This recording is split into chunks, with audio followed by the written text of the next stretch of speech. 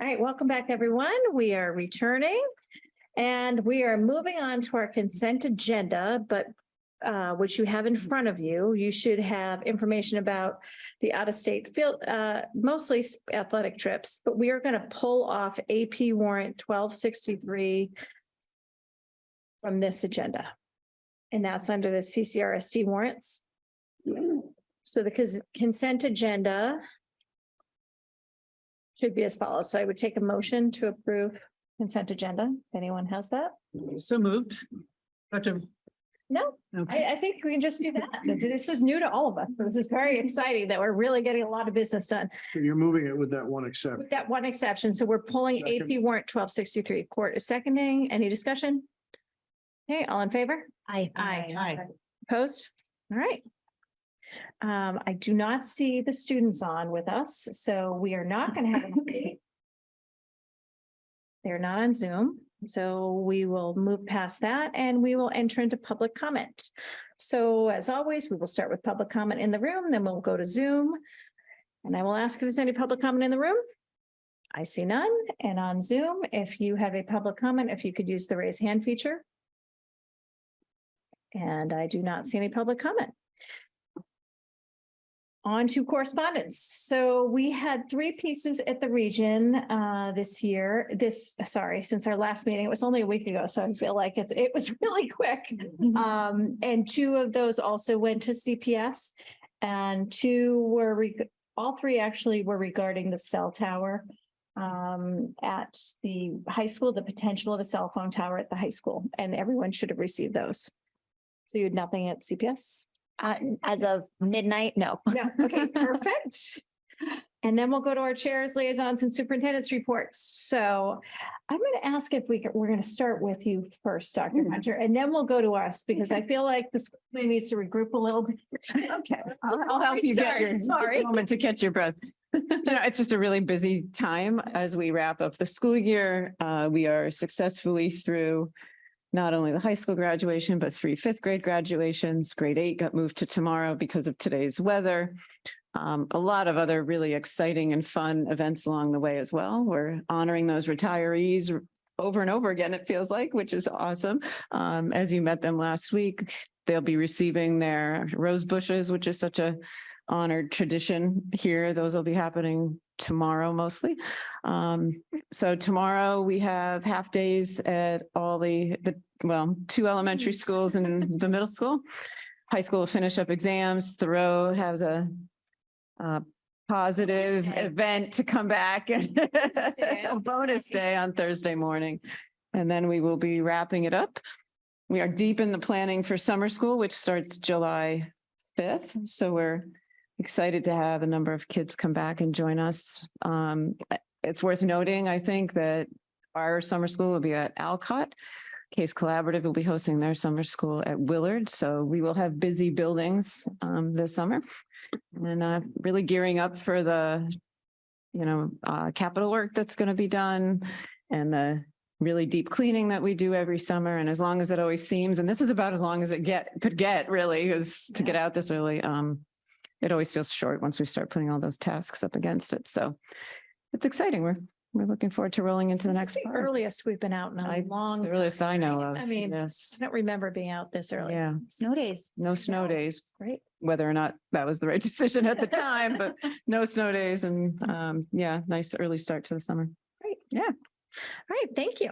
And for our chairs, liaisons, and not superintendent's report, just reports, I had asked all of you to just fill in a really quick, simple Google form, which is, it's not like the best of the best, but just to give us some information to pass on as we tend to flip over different liaisons and things like that. So I had attached, and Erin, if you could just pull up the list of our committee assignments, we're just going to very quickly, very briefly, just run through just a quick, your thoughts on the year, kind of how things went, just to really kind of do a thorough report on what we're doing.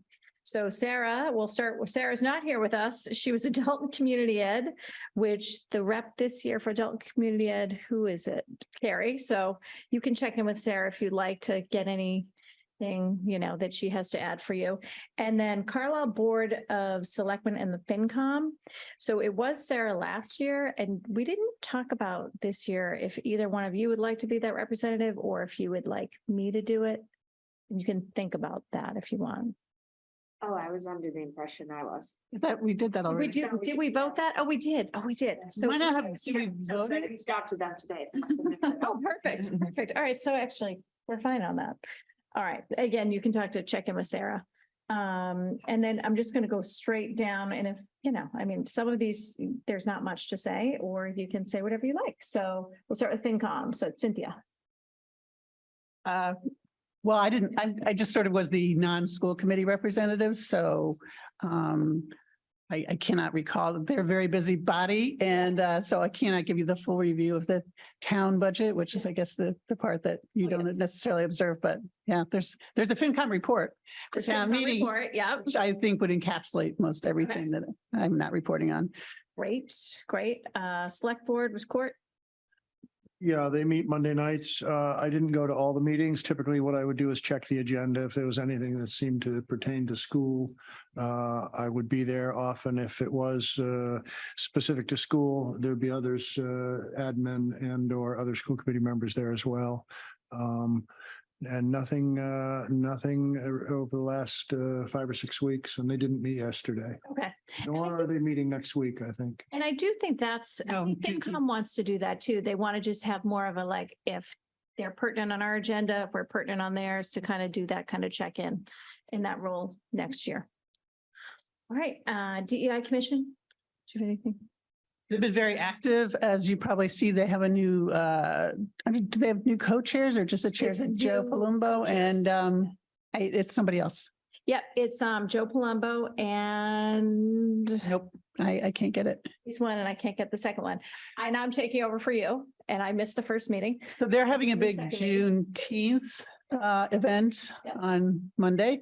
And I don't have the details at the tip of my hands, but it's been pretty well publicized. If you go to the town webpage, I think you'll see advertising about it or promotion, excuse me. So I'm going to probably plan to be there unless it snows. Okay, great. All right. And you also had Climate Action Advisory Board. I did You not, on that? their meetings were either in conflict select Okay. board or our Okay. meetings or Okay. they merged. So there's no longer a climate action advisory board. So they merged with the other one, CSAC. And now they have a fairly large membership. And I was trying to get to their last meeting, so I will try to I would like to do that again next year, but it's I think they have a new sort of mission. I hope they can find a meeting time that doesn't conflict with other meetings. And I'll just give the PEG access if you want me to Yeah, do that. perfect. So the big activities the PEG Access Committee this year has been to prepare and to pursue the contract renewal with Comcast, and that's for our agreement with the town of Concord and the subscribers to Comcast. So it's nothing to do with data or the people who use Comcast for the internet. It's not part of that contract. So we're sort of halfway through getting community feedback, and the consultant's going to produce a report and we'll enter negotiations in the fall with the town manager leading that effort or whoever she decides. The other thing we worked hard on is the capital budget for MMN, and we try to push some things into this year's capital budget to improve not only this room, but some other parts of the MMN studio, et cetera. So I think they've got good leadership on the town side now, and I think they're sort of growing back after COVID, like a lot of other groups. So that's it. Okay, great. Financial Audit Advisory. This is a select board created group, a small group gets together 4 times a year. We did it all on Zoom this year. And our purpose really is to provide some measure of oversight to the work done by Melanson and Heath, the auditors. They have been acquired by another larger firm, but they are still intact as Melanson and Heath and still specializing in municipal and school finance. And I think I've reported to you that once again, the audits came out clean. Great. All right. CPAC. Alexa is not here, and that was Alexa and Sarah, and we heard from CPAC at our May meeting. So I think we're pretty much up to speed on CPAC. Building committee, I think that you guys, have you met? You haven't met recently. I missed the most recent meeting, and Laurie, I imagine you were there. If I'm correct, the committee is somewhere in the process of what should I say, transitioning toward a new phase. That's going to be construction oversight as opposed to design, development, and funding. Okay. But exactly where that's going to land, I can't predict. I don't know. Right. I'm sure we will hear updates from Dr. Hunter frequently about the building project. Calendar Later tonight. I know, maybe later tonight. Tracy, I have a quick question. Yeah. Are we just going through these or are we gonna, like, right, Sarah's not here anymore, so are we going to replace? So Or are we doing that another time? So we're all in place for next year already, but this is just kind of a year in review, just to kind of, because we pulled this portion off of some of our agendas, not to give updates on the different committees, just because of the amount of time it kind of takes to go through all of that. Okay. So this is just kind of a year in review, an oral year in review. Okay. Yes, Court. To that point, do we have a fiscal 24 list, and is there any We do. pending work to be done on those assignments, or are we 100%? We have the 24 list. I think it's already in the drive. The only work that we really need to do is set our meetings for policy and potentially budget. That was what we're looking forward to, but that's really going to be more summer work that will set those meeting dates. Good, thank you. Okay. Okay, calendar committee. Our calendar is excellent for next year. Alexa did that. I think I'm taking over that again, which it's a great committee to be on in case you're ever looking for a great committee. It's really, I think we met twice and it was wonderful. It was very easy. Sustainability committee, Cynthia, you have anything else on that? Nope. Nope. Okay. And because that's really merged in there, right? No. Sustainability, This or is it a separate? superintendent sustainability committee. Oh, that's the Like, other, oh. that's your committee. She does send out the slides to our committee, which I would encourage you to, she does a great job on them. And she definitely goes around to every school and highlights their achievements and progress they're making toward not only, what am I missing the word? Recycling, but Composting. Composting, thank you. So yeah, they're getting things done, started at other schools that really didn't have that Yeah. traction. And that's Earth Day Priscilla. events. That's Priscilla Guiney. Yeah, that's great. Yeah, so Earth Day events, and they're just a myriad of things she's been Yeah, working on she's throughout done the a year. great So job. yeah, That's it's great. really interesting. Yeah. Great great. group. All right. Strategic planning was Court and Carrie. I merged the two of you. You're like, Bennifer. Yeah, I feel like we've talked about it. Yeah. I mean, it ended a couple months Great, ago. It's a good experience, Okay. good outcome. Iowa CCTA hiring. You will hear hopefully from this group next year. We've met a few times this year. There's a lot going on. There's a lot happening. Andrew's been really great in that group and we're working on hiring. There are grants coming in. There is a partnership with Wellesley College. Am I getting it correct? They're trying to do a hiring program with Wellesley College. So there's more to come on that. You will hear from them next year because I'm going to make sure of that because I feel like that would be a great group to hear from. PTG presidents, that's Alexa and I go every month. That's been a great group to work with. The presidents are turning over as they do every year. So some schools have co-presidents, some have a president that's continuing on. So we just meet monthly with Lori and go over anything that we may share with them about the schools, but also it's an opportunity for them to share with us some things that are happening in their schools. And Alexa and I will sometimes report on those things at these meetings. But they're really cohesive now, I feel like, and they're sharing information now and, vendors that they use or things they're working in their schools. So that's been really great to see and really trying to rebuild all of the schools in a post-COVID environment and really try and build community within all of their schools. And Alexa and I also attend the Chairs Breakfast, which is the monthly breakfast of all the chairs in Concord. And that's been a great group to meet with, and we'll bring you different items that might intersect with the schools. And then we've got the warrant signers here, which we love this process now that we've now gone to signal signatories. So Carrie and Cynthia, thank you so much for doing that work for us. We appreciate it. And I think that, I skipped Sharon, I skipped us. The DEIB Strategic Steering Committee. Do you want to say anything on that one? Well, we did a lot of work. We were We meeting, did, what, yeah. monthly? Yeah. I think that's we right. covered a lot of grounds. We have a lot of plans. A lot of those have been implemented already. I think the latest one was the bias incident reporting that we're working on. So a lot of great work is going on. We have a lot of good people, a lot of the students involved with that. So that's what I have. I don't know. if you Yeah, have no, the that was, candidates as well. I thought that was a great committee. Like it was 1 hour, start to finish, and just really a lot got accomplished during those meetings. Mhm. Like it felt like we had presentations during some, and there was a lot of good discussion, and there are members from the Human Rights Council on it. There are parents, students, teachers. It's just a really great group of people. So I enjoyed that. And Sharon will be continuing on next year. Right. And I think that's it. So that was just our general quick liaisons report. So thank you for bearing with me on that. And now, at the star of basically what we're doing here tonight is our end of year academic presentations, which really, this is a time that we really enjoy hearing from you on everything that's happening in the district. It's a lot of data, but we definitely love hearing this. So thank you so much. And I will definitely turn it over to Kristen Anderson and Carrie Bierke. Looks like she's presenting with you. Excuse me. So welcome.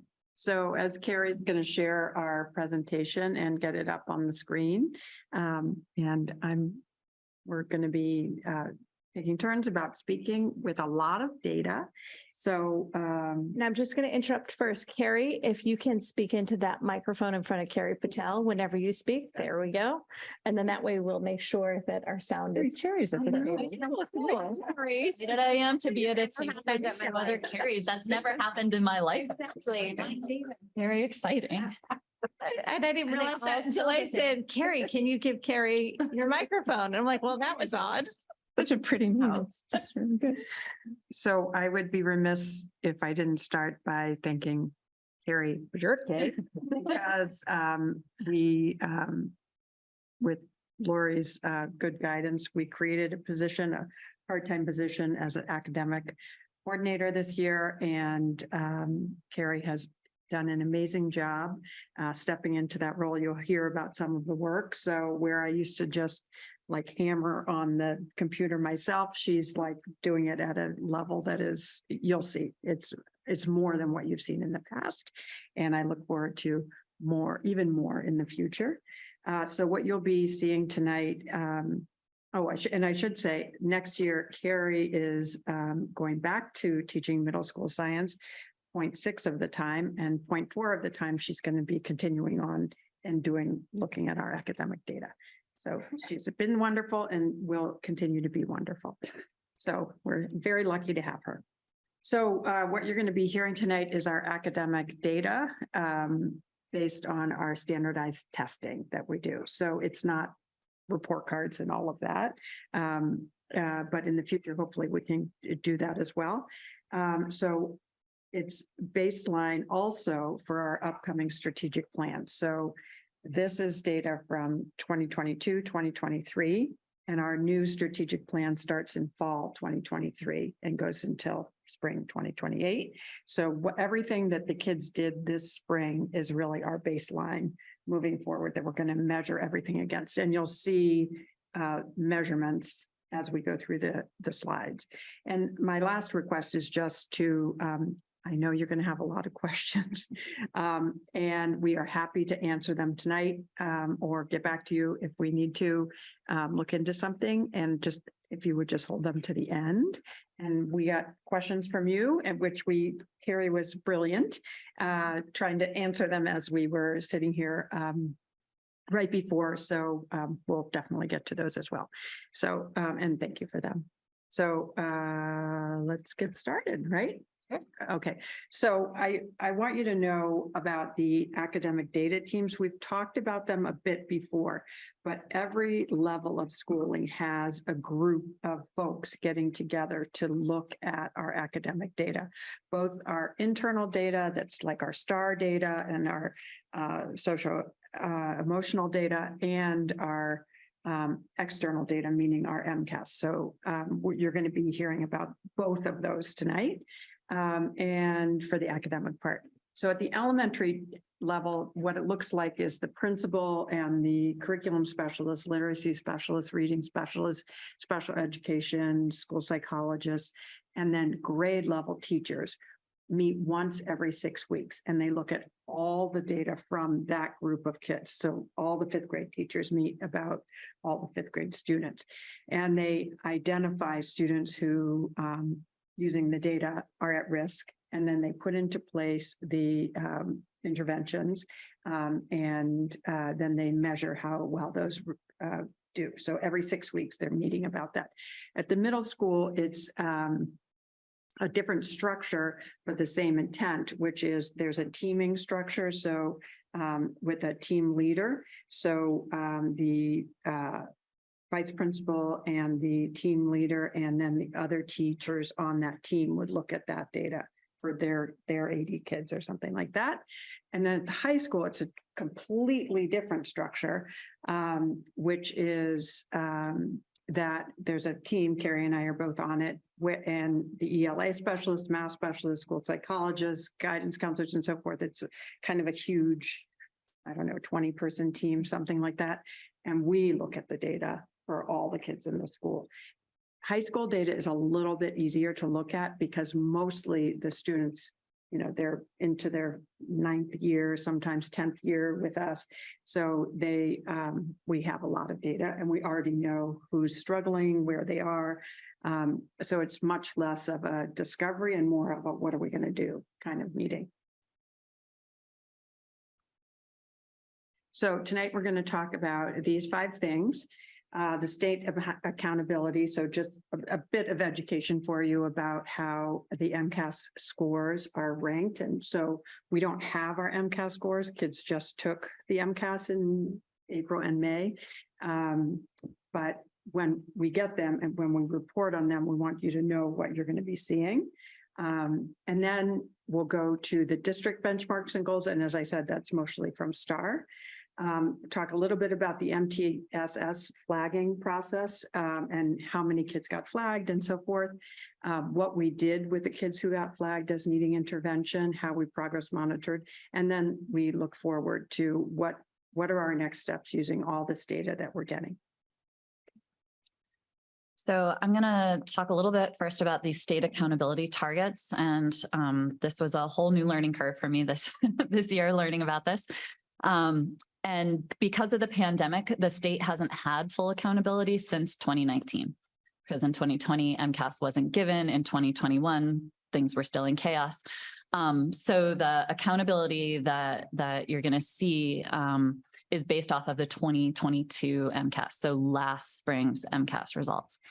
And as a result of last spring's MCAS results, what the state did was they looked at each student group in each grade level in each subject of the MCAS and basically said, where does that group, what needs to happen for that group for them to get back to pre-pandemic performance levels? So they're basically, their goal is for all students to meet or exceed 2019 MCAS results by a set period of time. And I'm going to talk to you about that. So if in 2022, the student groups at that grade in that subject were below their 2019 performance, they were put on a path to recovery. And depending on how far below their 2019 results, the state gave them up to 4 years to get back to that 2019 level of achievement. If they had already met or exceeded 2019 results, they are put on what's called a path forward. So it's just, they're just saying, we would like to keep seeing you grow. And again, you're going to see that it varies pretty greatly depending on the group, depending on the subject, depending on the grade.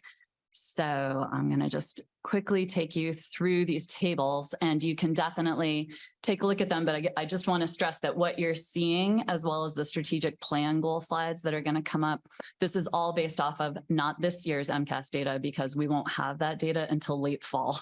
This is all based off of last year's data. So this is for Concord Public Schools overall. So K through, not K, obviously, 3rd grade through 8th grade, ELA. And you can see that all of our student groups were put on a path to recovery. You can also see that some groups are expected to take less time than other groups to get back to that 2019 goal. And they just give us they're just giving us our targets year by year by year. So because I think they revise the targets based on whether you meet them or not in the year prior. So these were our 2023 ELA achievement targets, which were set for us by the state. And, we wait until fall to see if we met them or not. So that was CPS ELA. This is CPS math. Give you a minute to digest. CPS science, you'll see, I don't know if you recall in the presentation we gave in the fall, science was sort of a happy spot in this. They had already done a really significant bounce back in science from the pandemic and in nearly all of our groups, but not all. So this is now CCHS, which is only the 10th grade, right? Just remind everyone. Yeah, the MCAS is only given in the 10th grade at the high school level. And So unless they don't have pass to it. This is Yeah. graduation. This year was given in 9th. No. No. Oh, only 10th. Star was given a 9th. No, we're in square work. We gave 9th grade Oh, you gave it. science. You gave it, yes, Oh, we don't. Oh, yeah. We get- You get to choose which MCAS science test you give in the high school, and CC has chosen to give it in biology, which our students take in the 10th grade typically. Oh, because we get physics in 9th. Yes. Okay. Sorry. No, that's fine. This is CCHS math.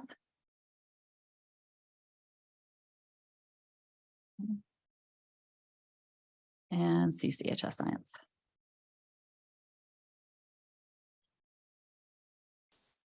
So it sort of gives us an idea of where we're headed and what we're shooting for according to the state targets. We, however, have our own targets. And did you want to discuss those? Higher than those, yeah, if you can just go to the next slide. So I'll just remind you of the 4 paths on our strategic plan. The first one is multiple paths to success. And within that, our first initiative of our first path is that we want to improve student growth and achievement and mitigate unfinished learning due to the pandemic. And so we have set for ourselves, it's going to take a team, an auspicious goal of improving all of our students' scores by 10%. So that's huge. You'll see the measures there. So that's on STAR, on MCAS. It's an aspirational goal. That includes all of our subgroups. So we would love to see our students with disabilities gross scores go up 10%, and each of our race delineated groups, our ELL students are measured by the access test. So we would like their scores to go up 10%. And that's really amazing and aspirational because the students in that group change over time dramatically. So we just are telling ourselves to get even better at instruction. So that's pretty big. And then you'll see at the end, towards the end of the presentation, we'll talk a little bit about AP, SAT, and ACT for the high school. And our scores there are already very, very high. So we felt like to maintain or improve student performance on those high school measures. So I do want to clarify at this point, although going forward, we're going there. We don't have all of this tracked by individual student group. That is something that, as you will see, we've got now a way to do that coming up. But right now, the data that I can show you is just going to be averages by grade. So there we go. So these were the ELA average MCAS scores by grade level. And so the grade levels are going across, those are the clumps. So 3, 4, 5, 6, 7, 8, 10. Blue bars are the pre-pandemic scores.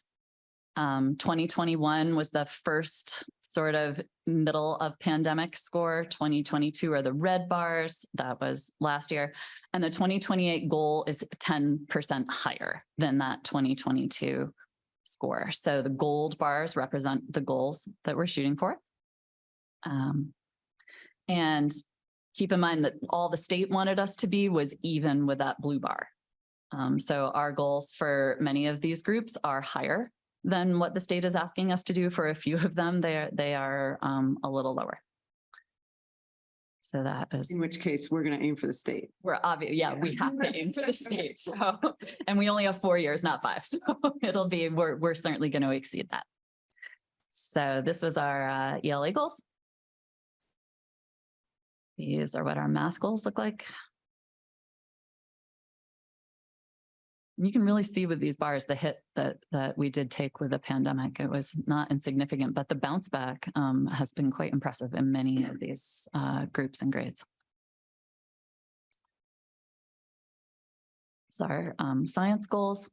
I do want to point out the reason the 10th grade only has 2 bars is because the 10th grade just got the next generation version of the MCAS. And so there's no comparable scoring to that took place previously.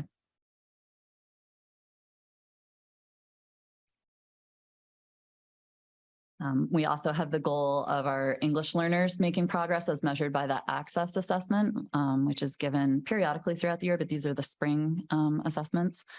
And we have the same 10% improvement goal for those.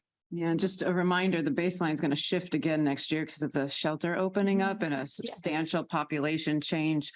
And I think I noticed you in my Friday email, we're now expecting about 10 incoming kindergartners in addition to the 8 kids we already are supporting. So that's going to take a little dissection, I think, because many of them are non-English speakers. And the population is small enough that it is also, it's very hard to tease out what is statistically relevant and significant with groups as small.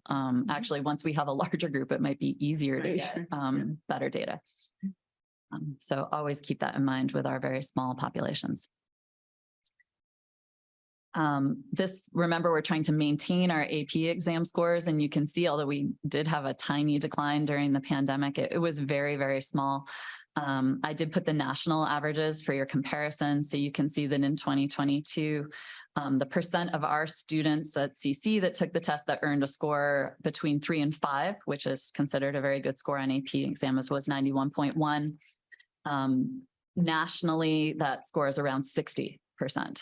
So our students do very well compared to the national averages.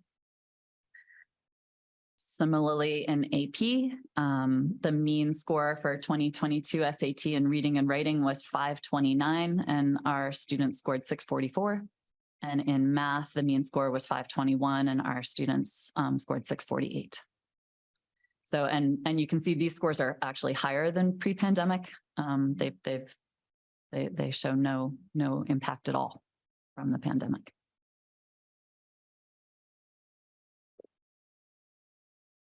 The ACT, which is a test as an East Coaster that I knew very little about, but the mean score for the 2022 ACT composite, which is what I'm showing you here, that our students had an average of 28 on. Nationally, it was a 19.8, which was the lowest in 3 decades, but not noticeable with our students here, that decline. Wait, what is that? Sorry? The ACT is not something that you typically on the East Coast, as you said, people use SATs. But is there like to your point earlier, things are much smaller numbers. Is there a big group of kids who take the ACT? Is it more common now? It is much more common for our kids to take it now than it used to be. Yeah, definitely. But overall, so many fewer schools are requiring any of these tests. Yeah. So our total number of students taking them has gone down. And that's true of the SAT too. Yeah. And I'll tell you, the sports travel, the leagues, they push ACT very hard. I don't know why, they love it. Well, all the Western schools want you to take the ACT. The lacrosse, teams, yeah, you must take ACT. Okay. And a lot of our kids will take both We'll take both. because they love taking tests. Oh, yeah. They do better. Why not have more? It's wise, I think, for a Concord Carlisle student to take the ACT if they're gonna take a standardized test, because science is a strength for us generally, Mhm. and the ACT includes science, not just math and Right. reading. Right. Sorry, didn't mean to derail you. Oh, that's okay. STAR now is our internal platform that we use to both benchmark our students in the fall and progress monitor throughout the year. In the elementary and middle schools, the STAR exams are given 3 times typically in the fall, in mid-year, and then again in the spring. At the high school, it was given in the fall only to the 9th grade this year. And then they were like, you know what, we should give this to our 10th graders too. So it was given to both the 9th and 10th grade in the spring. So STAR is very interesting because it's given in both reading and it's given in math. And they have their own scaled scores and whatnot, but they can use those to predict how well the students will do on the state assessments. And I actually ran a whole series of analysis of that to see how correct they were over a series of years. And it was amazingly correct. I was really impressed because I was like, this can't be right, but it was really, really good. So this was their prediction of how our students would perform on the ELA MCAS. And you can sort of see in green, right? These are that's the percent of students that we'd be doing exceeding or meeting expectations. And if you look at the fall, you can see in the spring, we have a larger green bar. So we're hoping for larger green bars in the spring, or at least holding steady green bars, because the STAR exam throughout the course of the child's year, it's a computer adaptive test. And so it gets harder as the year progresses. And the more students know, the harder the test gets. And so it's not the same test that they're taking in the fall and that they're taking in the spring. So as long as that green bar is holding steady, you know that your students are progressing at the rate that they are expected to progress, which is great. So the fact that any of these bars grew is really, really great. That's where you're closing gaps. Yeah, exactly. That's when you're closing gaps. Exactly. Perfect. And again, I want the high school data, because we threw in the 10th grade in the spring, like, we're comparing apples and oranges a little bit in the high school data, but that was the only data I had to give you. So here's the math. A little more of a holding steady in math, but still really, really good. So I'm excited to compare this against the actual MCAS scores. Got my spreadsheet ready. You love data. I kind of do. It's very gratifying. All right. So this is the multi-tiered system of support. So we've talked about it a number of times. It's the poster I've left up here all year for you to remind you. And if you could just go to the next slide. There it is again. Yay, because it's my favorite graphic. So we start in the beginning of the year, giving students the STAR assessment. The data team meets to look at the data team at each level meets to look at all the data, decide which students need intervention. Then we have a period of 6 weeks where those interventions are happening. The green is the data team meets again. They see how it's going. They monitor the progress of those students receiving intervention. Then they might change the course a little bit. They might say the kid has made enough progress and exit the child at that moment, or continue them on. So, and then they're continued on. That gets us to January. And then the same process happens over the year. So in some cases, I just wanted to point out, since we're at the end of the year, in all cases, we give the measure in June at the end of the year to see how kids are. In some cases, we use that measure as the beginning of the year measure, the year before, the next year. So like 4th grade, the kids take it in May or June. In 5th grade, we would we would start the year knowing these are the kids that are probably going to need help. So that's where we are with that. We also use the end of the year data as our benchmark going into summer school. So we, as Dr. Hunter mentioned, we have 150 kids, summer school running, Court ran for many years, starting July 5th. So that's 3.5 weeks of direct instruction on reading and math. Students who need it. Yeah. And I just want to add that one of the nice things that happened this year through all our discussions with the high school is that they're now going to look at the 8th grade end of year STAR data to help them with placing kids in the right English courses in 9th grade and giving them the interventions that they need as well to start off the year for kids that really need it, both in Concord and in Carlisle. So that was a nice.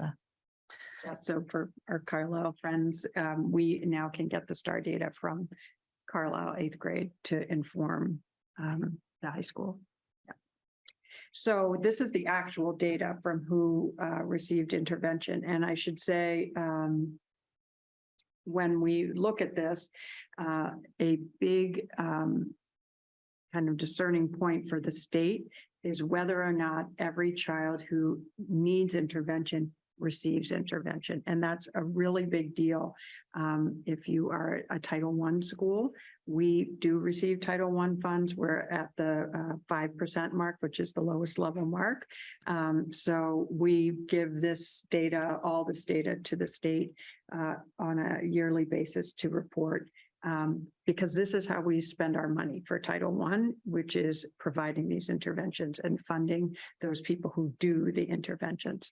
So when we gave the STAR reading in the spring, you can see 85% of, or a little bit more of the students were at or above benchmark. And then the other 15 is divided into the biggest chunk, that 10% is blue. They're on watch. They're right on the cusp of where we've set our benchmark, where we want our benchmark to be. The yellow are our intervention and the red are urgent intervention. And kids in those areas, all of them receive intervention. So if they get scores in red, yellow, blue, they would all get intervention. And we also add some kids who are on the low end of the green. So everybody's getting intervention, 100% of the students.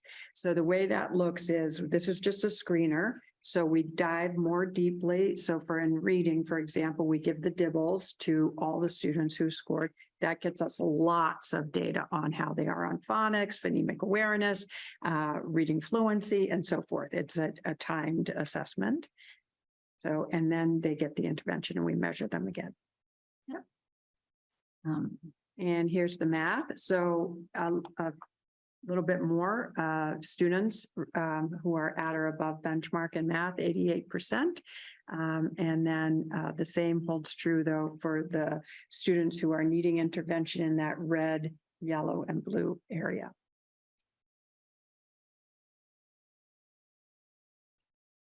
So next steps in MTSS is that we now have we will have a data platform that allow us to bring together not just STAR data, which is what our previous intervention was, but it can bring everything. So we look at, before when teachers and data teams tried to do this, they had to manually look through Aspen, try to find some of these things, look in other places. Spreadsheets and so forth. So now we can look at everything together. So we can look at our most recent MCAS scores for the child if they're, 3rd grade or above. The most recent STAR data that we've had, the EM4, which is our elementary math test, or BAS, which is our much deeper test of reading. Pass and current class grades. That's especially important when you get to the middle school and the high school, and targeted assessments that we have. As I said, when we need to dig deeper, when a kid is in the red, yellow, or blue. So that's DIBELS in reading and the STAR CBMs in math. We already kind of talked. Yeah, I talked about that. And actually, Kristen, we've been talking about dibble. It's not a real word here, but dibbling all the kindergarten through 2nd graders, and not just using STAR for those early literacy early reading skills and making sure no one slides through the cracks. And Dibbles is given one-on-one to a Mhm. student. Yeah. So it's like a reading test. It's given one-on-one with teacher to student in case. And that's the challenge actually, is how much time How it much takes. time it but takes to I give think them. that data is worth it and really dives deep into the evidence-based reading Mhm. research and making sure we see all those pre-reading skills developing. I think we've already talked about quite a bit of this, so I won't, this is just sort of a list of the interventions that are in place this year for helping those students in the blue, yellow, and red areas. We'll just kind of take a glance at that. And then as far as progress monitoring goes and practice, again, we've got Dibbles. STAR also has built within it what are called curriculum-based measures, or CBMs, which are also one-on-one given, but they're 1 minute long. So they're very quick progress checks that you can do, every week for a small group of students quite easily. And it gives very similar targeted data, similar to Dibbles. Next year, the middle school and the high school are going to be piloting another Renaissance project. Renaissance is what runs STAR. They've just recently purchased something called FastBridge, and FastBridge will allow for a sort of deeper dive screening of kids that the STAR test flags as needing intervention or possibly needing intervention. And then it literally gives like a report of these are where this child is having challenges. These are this child's strengths. And then they have, it works with another platform called Freckled, which gives intervention practice and progress monitoring. So it fits in really nicely to our new MTSS structure, where in the middle school and the high school, where students are flagged and then they actually have sort of a 6 to 8 week intervention class to try to make up the deficits that they were flagged in. So that's something we're looking forward to trying next year. And this is just a little tidbit of what can happen with Dibbles. This was actual data from grade 1 at Alcott this year, and BOY is the beginning of the year Dibble, the middle of the year Dibble, and then the end of year Dibble. And so you can see the progress that the students were able to make over the course of a year. Which was amazing. Which was really amazing. Yeah, it really was. They did a great job. So it's really nice to have a platform that will really allow you to tease out where the issues are, that then allow you to target your intervention to those particular things. So looking forward, this has been the other fun part of my job this year, was looking for a new data platform to sort of pull all of the data from all these different directions into one place, not just outside standardized type data, but also internal data, and to be able to get that all in one place that is accessible and easily disaggregated and easily used by teachers and administrators and anyone. That was my mission, and I think we've got it. I hope we've got it. This wonderful platform called Open Architects. We've been piloting all year for just MCAS and Access, and then they've given me tantalizing views of what they can do teacher dashboard wise. And they are currently whipping that up for us right now. So I'm very excited to see how that develops over the summer. It's going to allow us to have real visual, strikingly visual pictures of our student achievement, and it is all very easily tracked, and it's all deep dive clickable. So if I'm looking at, these students by scaled score, and I want to know, okay, who is this group that's just below the blue, I can click on that bar and immediately see what students that was, what their scores were, and really be able to dive in and figure out where we can help the kids. And are you talking individual students or a group of students? Like, does that give you both? That gives you both. Yeah, depending on your access levels, right? And I know I'm not supposed to ask questions, but can you actually physically like type in a student's name and see every single test that they've ever taken? Yeah. And so a teacher could have access to all of that. Okay. They never would have before. No. It would be, No. you know. In their permanent record. Well, right. You mean the paper The big records? paper records that you'd be Yeah. digging through. Yeah, I mean, we worked hard this year to Yeah. get at least their STAR data and their transcripts and Yeah. stuff into Aspen. Yeah. So the teachers could find it there. And, you know, I made a little video showing them where to look and stuff. Yeah. But this is so much more than that. Like, this is really, well, I'll show you. I'll just Yeah. keep clicking Yeah. through and I I'm can show you. sorry. So it's okay.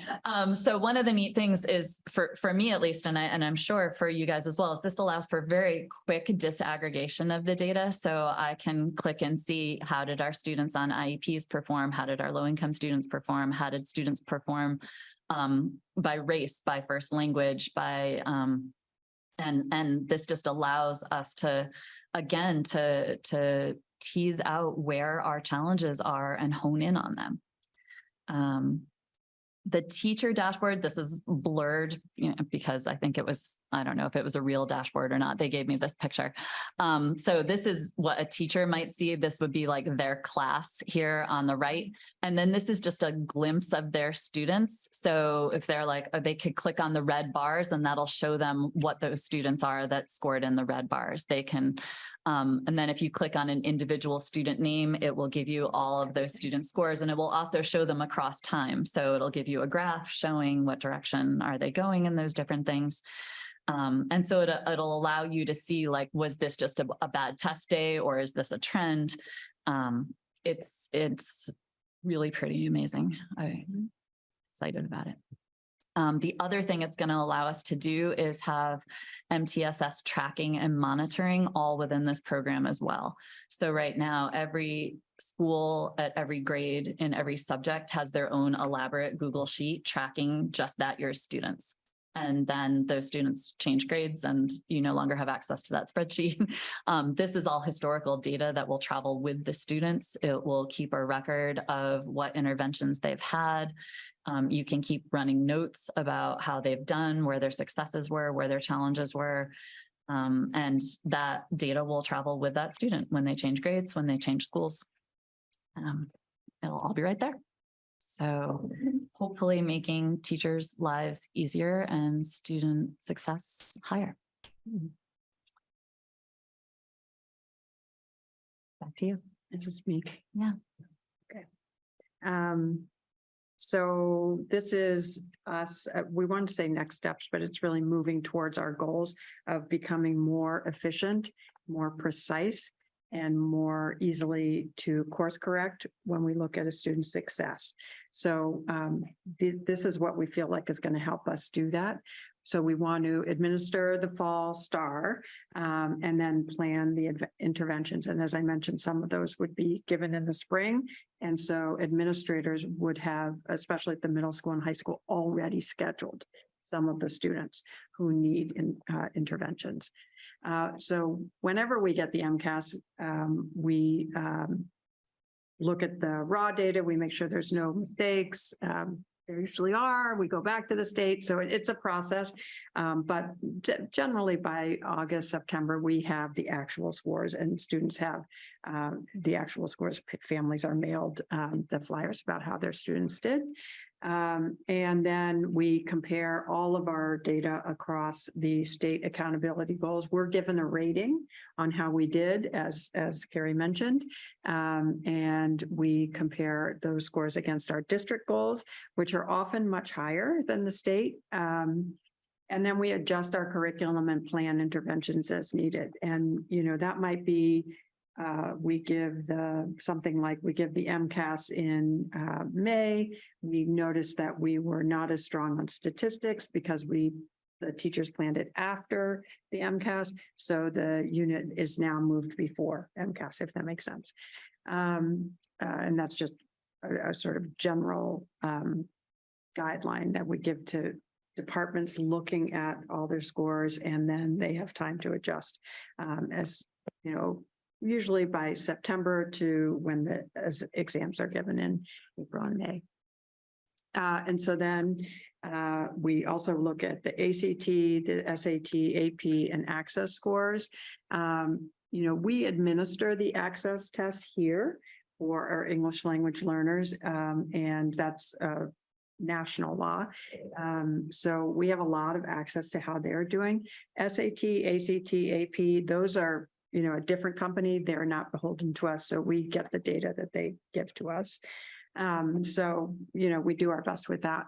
And then the big thing that we want to do is this data platform is going to give teachers who are making those course corrections with students the data right at their fingertips. They don't have to look for it, find it.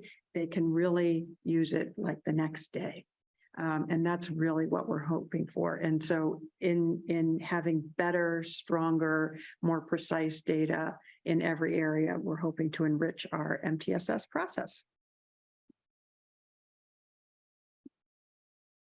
Okay. Right. Should we start with your questions? Yeah. Do you have Yeah, absolutely. Let's start with Carrie's. Yeah. My first question was for the CCHS MCAS data, the line for African-American Black students was empty. Why? Do you want me to take that? Yeah, you need to have a sample group of 20 or greater in order for it to be considered statistically significant. So the state will not calculate it for groups that are 20 or below. Okay. It is on the state page. Yes, he does list it's 12 or 13 students. Right, but they don't live up for the accountability data. Is that Yeah. what you meant? For African, for. Right, but it wasn't part of the statistics that they gave us. Okay, Those are the tables that they gave us. so you could see it, public can see that information. So it's just like, yeah, okay. And then next ones are about the exams. Do we keep percentages of how many kids take AP exams at the high school? So it's very, very hard to measure because it's not our data. So they're signing up for them individually, right? So many kids take more than one. And they take them mostly as juniors and seniors, but sometimes they could even take them as a sophomore or freshman. So we can't really figure the percentage out. So Carrie, but you got some just overall raw numbers. Yeah, which I sent to you, and now because I'm sharing my screen, Sorry. can't see. Yeah. You said last year we had 351 total test takers. But again, that's not just from one grade level. And those students took 667 tests, meaning about half of them took at least 2. Yeah. Okay. Yeah, so if you look at that, from the entire population of the high school, that's about 27%. But if it's mostly juniors and seniors, then that's about 50% of the students. So but we don't know what grade they were in when they took it. Do we have a percentage on SATs? No, Yeah. same. Again, we have a number of how many kids took it, but we don't know what grade they were in when they took it. And many of them take it so many times Okay. that it gets a little, again, that data is very messy to try to work with. But we do have the number of how many students took the SAT last year, which again, I don't have because 291 students. So if you think about how many kids we have per class, but again, we don't know how many kids are taking it at each grade level. Well, and I think the other sticking point there is some kids will take the ACT and not the SAT. So it's hard to determine. and some kids take both. Some take and some both kids- right. and yeah. And then this one, I don't know, it's not about the data so much as the process. So I'm not sure if this is your wheelhouse, but for this, like for AP English and history, which we don't have an AP class for. Like, how did those kids, you're saying you don't really know about the numbers anyhow, like, how did those kids decide to take that test? Like, how did they find out? And this is just me personally, because I've got a 10th grader going into 11th, who's looking at schools overseas. And I talked to somebody the other day and they're like, oh, well, most of that's going to be his senior year, which is fine. But it's just, like, there's no, like when I first came here, it was like, we have no AP classes. But that's not really true because we have AP Science and Math. But like, I literally just found that out 2 weeks ago. Yeah. Like, how do we get, one of your goals was to increase our AP scores and how do we do that if kids aren't taking them? And like, how do we get the information out to them to take them? Yeah, so our guidance department runs seminars, they're called, per year. So ninth grade, 10th grade, junior seminars, 11th grade, senior seminars is 12th grade. And so the whole college process, including like when and where you would take different tests, would be part of that. And some of the AP is outside of our, what we do, as you mentioned. And so Carrie mentioned her daughter, who took some, a lot was done through word of mouth. So I would say both ways. And I do think in terms of like the AP English test, sometimes the English teachers Yeah. will push that information out in their classes. And they'll say, if you took, rhetoric this year as a junior, then you should really think about taking the AP Lit course. Mhm. So some of it is done that way, but that means that your student really has to pay attention in class. And, we all know what our students do sometimes. Our kids, our own individual kids, I should say. Indeed. I just wanted to clarify on the breakout of race and the MCAS. So the state breaks it out, no matter how many kids, for the assessment reporting. So you can see how well the certain groups of number of kids performed in terms of average scale score and SGP. They don't translate that into the accountability formula if it's under 20. So Carrie's reporting out on the Accountability. accountability numbers. So it's two different data sets essentially. I was just on your other ones. Yeah. They were Yeah, there. right. Yeah. Blank. Yeah, I was like, yeah. why is that blank? No, that's- Understandable question. It does seem odd. Yeah, it's the question I fear, I would say, because I worry about students' privacy. And when there's fewer than 20 students Right. at a grade level taking a test. Yeah. It's kind of easy to identify who they are when they're identified that way. So I just, am trying to be as careful as possible. Similarly, with the English language learner data, the groups are small, and if you look at the number of kids at one grade level, that's, it's a handful of kids usually. So I know it's a difficult thing to understand and discuss. Nonetheless, even if the state doesn't call that accountable, we consider ourselves accountable. Yes. Certainly. So can you speak a little bit to how you do compensatory work to put achievement data in front of educators without doing it this way, such that it does move the district in ways that we would all expect? Yeah. How does that happen? Yeah. For any one thing in particular or just generally? For the subgroups that are not evident to us in terms of their academic performance? Yeah. So there's sort of the qualitative and the quantitative. It's a great question. So the quantitative is, hopefully now we have in place all the measures that are going to pick up anybody who's struggling academically in reading and math in particular. And then quantitatively at these data meetings, the teachers would go through the list and say, is any student here, not popping, not getting on the radar, but should. So it's like the teacher, the human part of it, bringing in what they're seeing in class, what the kid is writing, and so forth. So both ways, I would say. Yeah. And I just have one more question then, if I Go ahead. misunderstood something. I swore you stated that, right, that our students' SAT scores are good. Mhm. But then you said you didn't know how many people took the SAT. Am I getting that? No, we know how many people. So you took know it. how many took it? Yeah. Oh, I asked Yeah. for percentages. So So we can, yes, I see. you know what you're saying? 'Cause you said like it was hard to Yeah, the slide. figure out who took it, like So you guys get the- 291 students Okay. took it.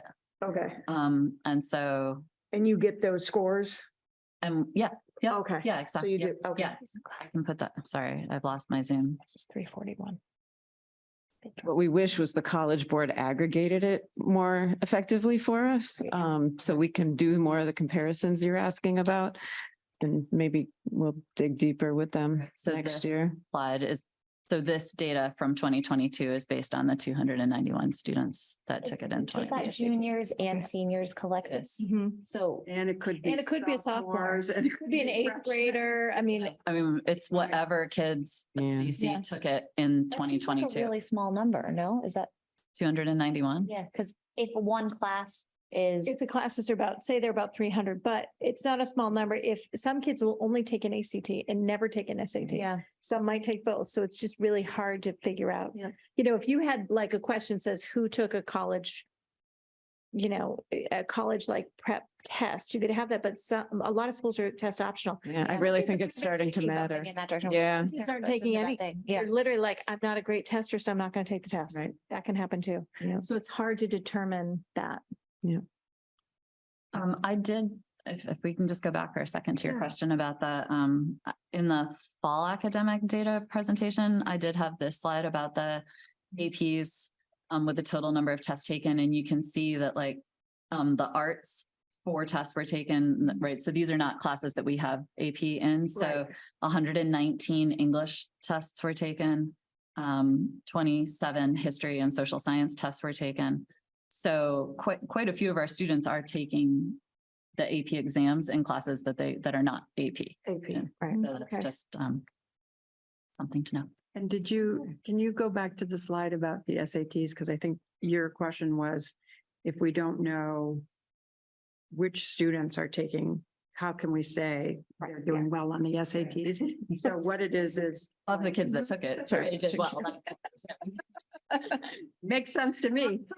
So what we're doing in saying that is comparing the mean, the average that they're giving us, that College Board is Yeah. giving us for the students taking to what our students are getting. So it was 529 in reading, and our students are obviously getting 100 points more than that, the average. Yeah, so it's comparing those averages. Yeah. So the AP exams, I've not gone to high school in many, many years, and it was like, I took AP Calc and then you went and sat for AP exam. And that's what I know. So this is all, so like, right, my kid hasn't taken any AP English or history, obviously, but he can go sit for an AP exam. Okay, I was not aware of that. English, you can. I would say, now I'm just going to talk to you as a parent. Yeah. I think kids that take the AP history class, they're studying either with someone or they're taking maybe a virtual high school AP exam. Right. That one is more challenging, but CC does prepare the kids in English to take those AP English exams. Okay. Is that a I fair think that's fair. assessment? The AP history courses are very You're prescriptive. specific, yeah. So it's harder to fit You that probably square can't peg go in the in- rack. that's It's right. not You as much of can't a take square, it. yeah. Right, It's yeah. more of a square Need peg to in the round study, hole than the English. Yeah, just to give you an example, like the English AP literature test has their course curriculum has about 200 novels that students taking the test should have read.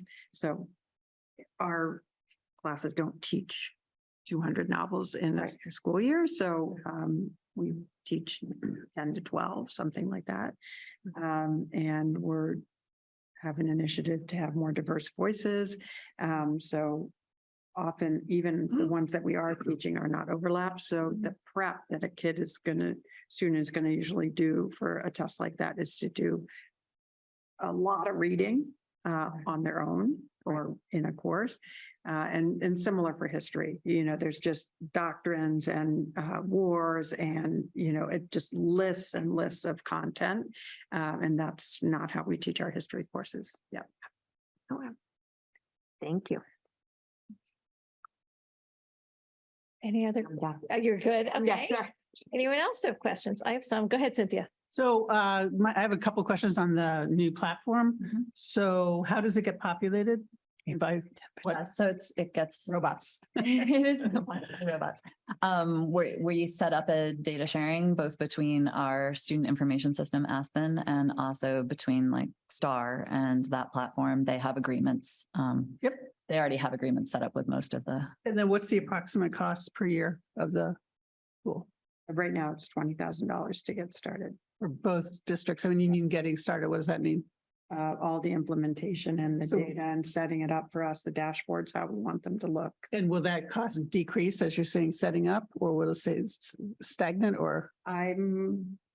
We don't know right now, right? Yeah, but are looking at a multi-year platform, So we have like a 1-year. 1-year contract? agreement right now. Okay. And that's a fiscal 23 agreement. That is FY 24 24. next year. So we have this in place, but we haven't. Yeah, we were piloting it for free this year. And then when we agreed to the contract, they started working on our specific dashboards, gratis until July 1st. So to pick up on your point, it'd be good to get a sense of where this might go. A 1-year number is helpful, but a 2-year number is good data too, as long as we're talking about data. And it's a 50-50 split or 60-40 or? 60-40, like Okay. that. Yeah. I do know they have a multi-year discount that you can get, but we did not in the first year want to go with a multi-year thing until we had actually tried it and used it for a year. Mm-hmm. And it wasn't spectacular, so we want to be wowed by multi-year and that'll be worth our while. So Sure. if it's great and we know we're going to use it for 3 years, we'll take a small discount, but And do you know other districts that are using it? Yeah. Can you name? No, it's a secret. No, do you? Oh, the names of the districts. I mean, should know that right off the No, top no, of my no. head, and yet I don't. I did speak at length with them. Holyoke is one. No, Fitchburg is because Justin Sparks is already talking to Oh, us about it. Okay, well, that's good, because I did not talk to Holyoke, but I mean, I talked to Holyoke at length, but I didn't talk to Fitchburg. That's good. Yeah. So for each of the 5 platforms that we looked at, Carrie did pretty extensive interviews with all the school districts that were using them, that we knew about. So it was usually like 3 to 5 school districts, and how easy was it to implement, the cost, benefit, how user-friendly was it for teachers to use? Yeah.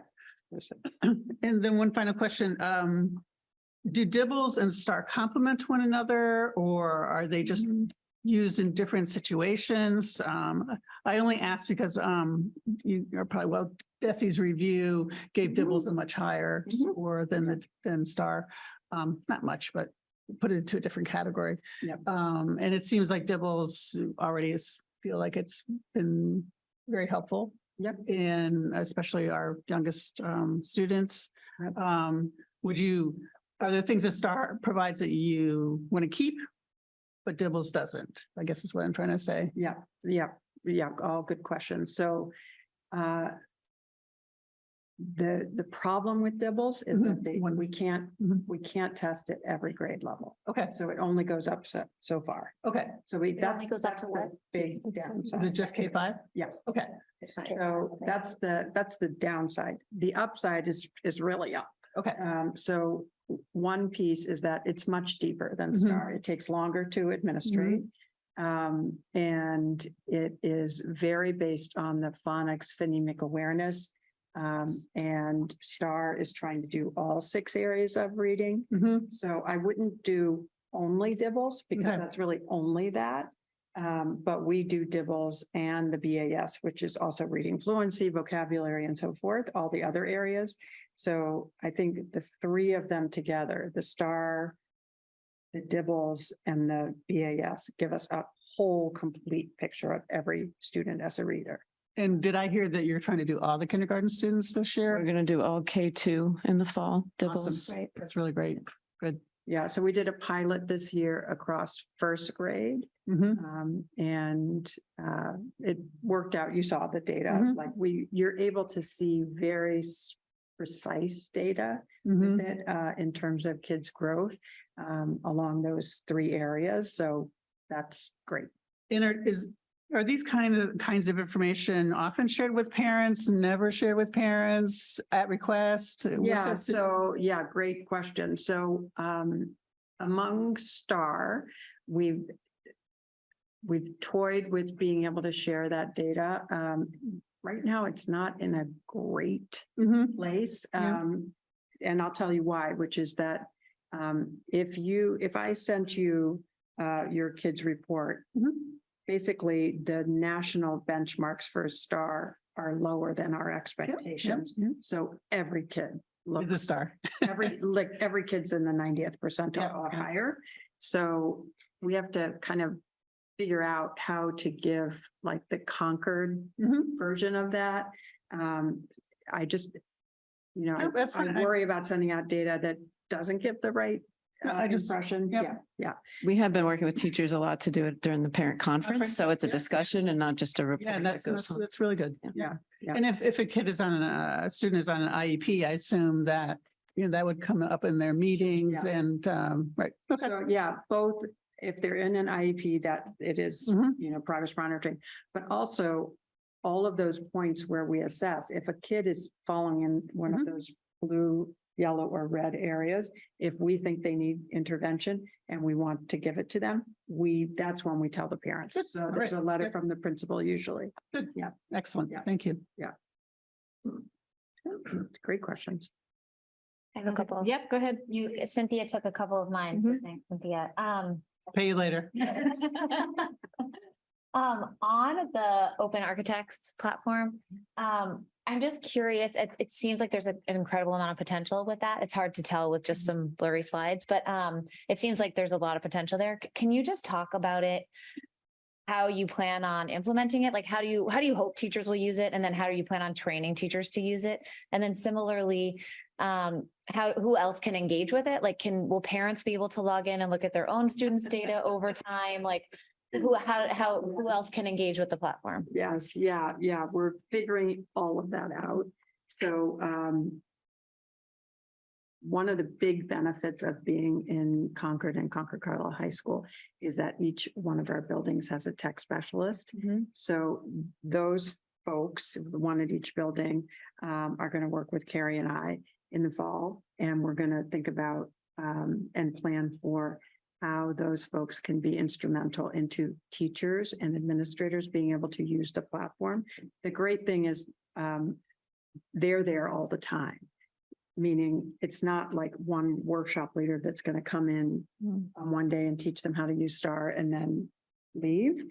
They can be consulted. And that's been my experience with good adult professional development in terms of anything, but in this case, especially in terms of using data, which a lot of educators are not as facile with really these deep dives with data to inform instruction.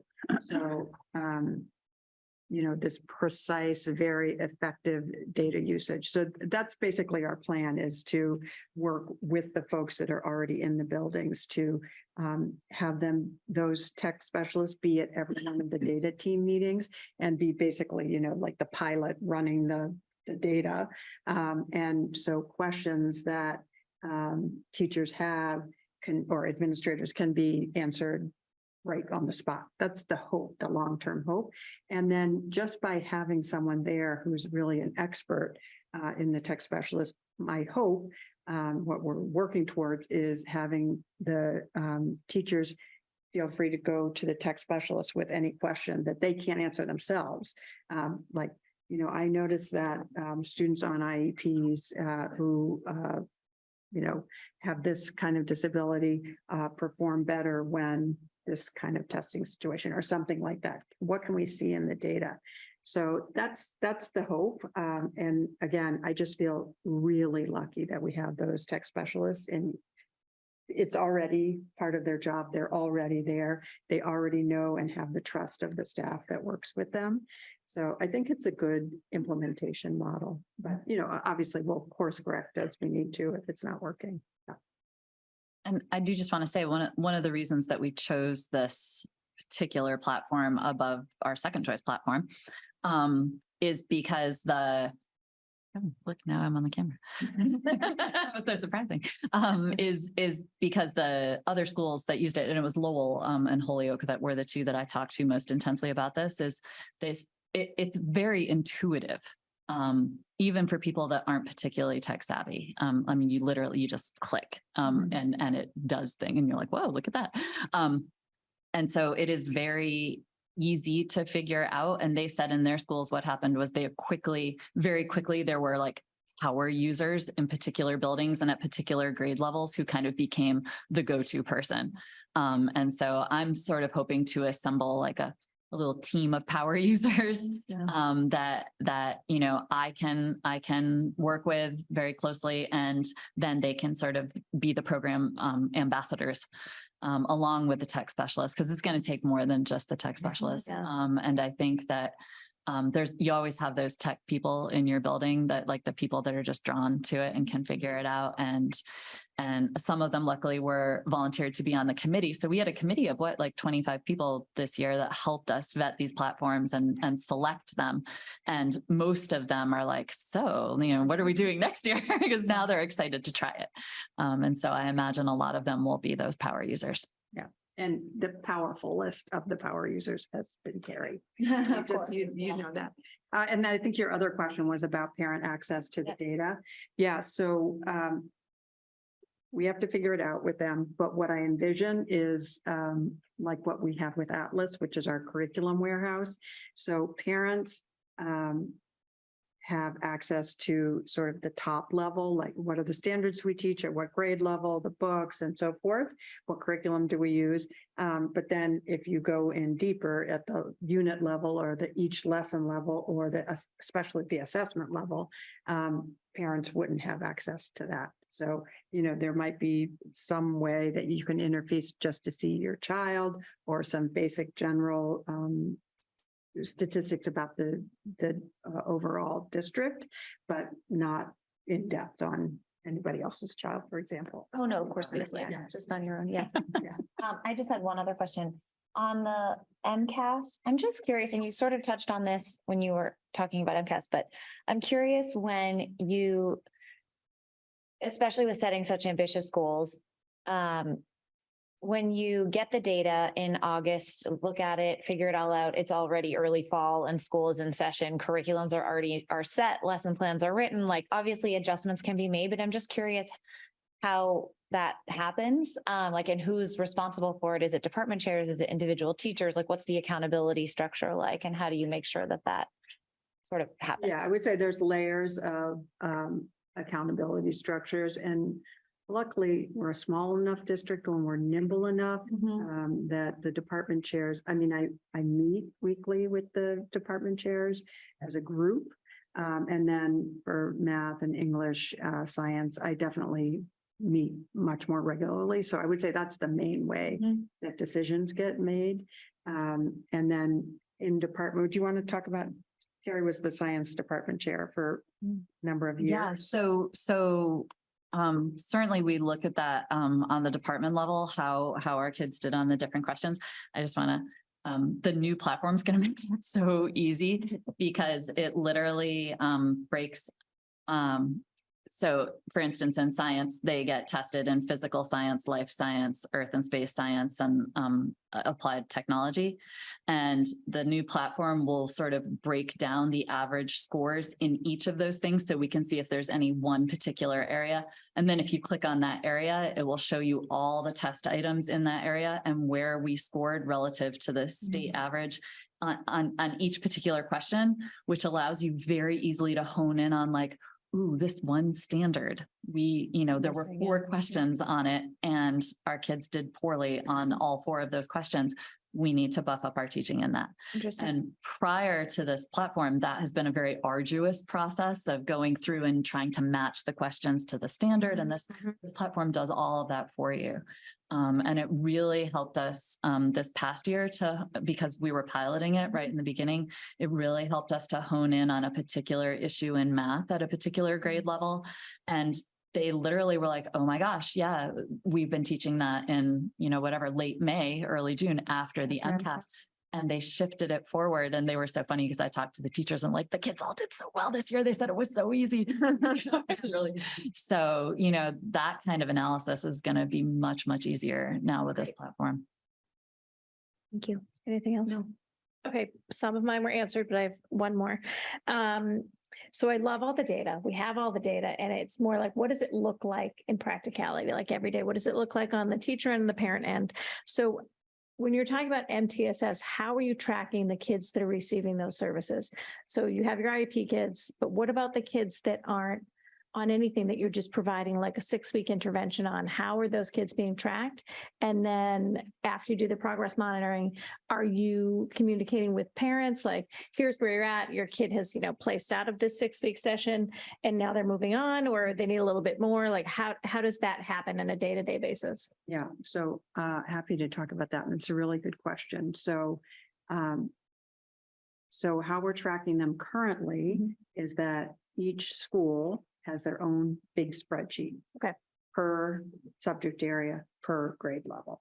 So the STAR data, for example, or DIBELS might come into one spreadsheet brought in by, let's say, the reading specialist. Yep. So right now, the only people with access to that data are that school administrator, that ELA specialist, and those teachers. Okay. So we have to ask for the data right now. That's why having everything, it's like little pots of gold, they're Yeah. out there, little pots of data gold, and we're just going to bring them all into one platform so that we can all see all the data. Okay. Okay. So And right then now it's very individual. it's very individual, but how does that get communicated with parents? Like, Yeah. is it through conference? Is it through email? Is it like, just to see where your individual child has been? Like, yes, your child's been flagged, they're receiving intervention. And then how does that communication work? Yeah, so right now it's up to the school administrator, Okay. the principal, Yep. how that happens. At the middle school and the high school, it's a letter from the principal. Okay.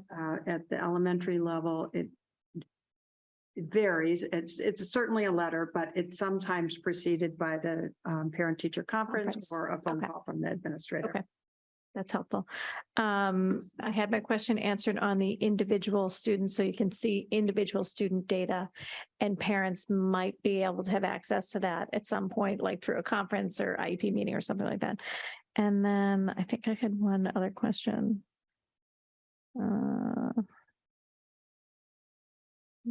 Oh, STAR. So you mentioned that STAR, you were going to use in 9th and 10th grade. Is that going to now be the standard that you'll do? So you did spring of 10th grade this year. So next year, are you looking to do it in 9th and 10th grade in the fall? Yes. In 9th and 10th grade in the spring, and then you'll be able to compare both. Okay. Okay. That was it for me. Thank you. It's great. I have one more question. Yep. Questions, bring them on. The, I understand how this will work in Concord because it will all be there. So what about for like Carlisle students? Because they're just coming in 9th grade. You won't have that K-8 data set on them. What do you, that's one thing. What do you get from us now? And do you get that kind of data? Yeah. And it was a rough time for us because obviously it was all during COVID, but like my oldest who just graduated, but he 9th grade was whatever, like, I want to say it was 10th or 11th. I can't remember. But like one Matt, he's on an IEP. I didn't even know that. Like, which was good because he aged out of his IEP before he graduated, but it was just like, oh, what do you mean you didn't know that? I mean, Like, historically. yeah. An IEP, yep. Oh, interesting. Yeah, so there's a Records Act that we have to get the receiving schools Okay. records. So we have all the permanent records from the Okay. students who transfer from Carlisle and into the high school. So that way the data has all, and what's in there is complete. And we're very thankful to Carlisle for what they send over. It's not what we always get from other places. If a student moves from another district, especially out of state, it could be really hard to get their overall records. The MCAS data we can usually get online. So that's okay. The great thing about Carlisle is doing the STAR now. We can Yes, get we are that doing data. it. So for example, we would already know and could have already scheduled the 9th graders, next year's 9th graders based on their interventions, based on their STAR scores from 8th grade. Okay. Yeah. Which we did. Excellent. Yeah. Yeah. Good. Okay. Great. Yeah. Thanks. Yeah. Anyone else? All right, well, this was excellent. Thank you so much. It's great to hear this at the end of the year because now it feels like everything fits together. You have a plan moving forward. It'll be great to get this online and well, literally online. But do you think, sorry, like that sounded like really weird. So do you think that like this is you're going to start like the school year, getting everything in, or Yeah, that's the plan? Great. That is the No, plan. That's great. Really just looked at Carrie because of her job, but I know. Plan. No, that's really great for our kids and great for our parents and teachers and all of that. And will really improve instruction where it's necessary, especially when you see those recovery numbers. Like now you know what you need to do and you can really pinpoint what it is in instruction. So Yeah. thank you. thank you. Thanks for all the good questions. I mean, it's the Yeah, end of the great. year, it's long meeting and long year and to see your questions and your passion for how well our students do. It's makes it the centerpiece of what we're doing. So thank you. It's great. Thank you. Thank you Right. very much. Okay. You're so- welcome to stay or. Exactly, whatever you like, or you can I go. told them both they could go get. Absolutely. Thank you very much. Have a great Good summer. Joy. Thank you. Okay, so this moves us into B, but I'm gonna move C up if you don't mind, Bob, which is the budget update for the region. Because our item B and D are really tied in together. We're just talking about the CCHS campus. So would you mind, Bob, starting with your budget update for the region? The region. Yep. Okay, Just the region. Just the region. all right. Yep. Get the right document up. So I believe this was shared with the group. So we've looked at where we stand versus the budget. We've excuse me.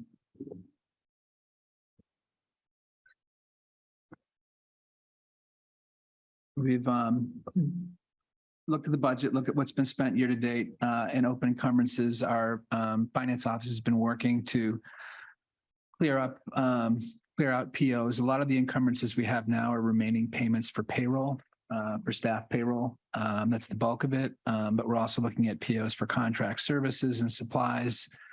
A lot of work's been done to close those out the best we can. There are still some estimates in there for things like electricity, for example, and gasoline usage by the maintenance team, the transportation team.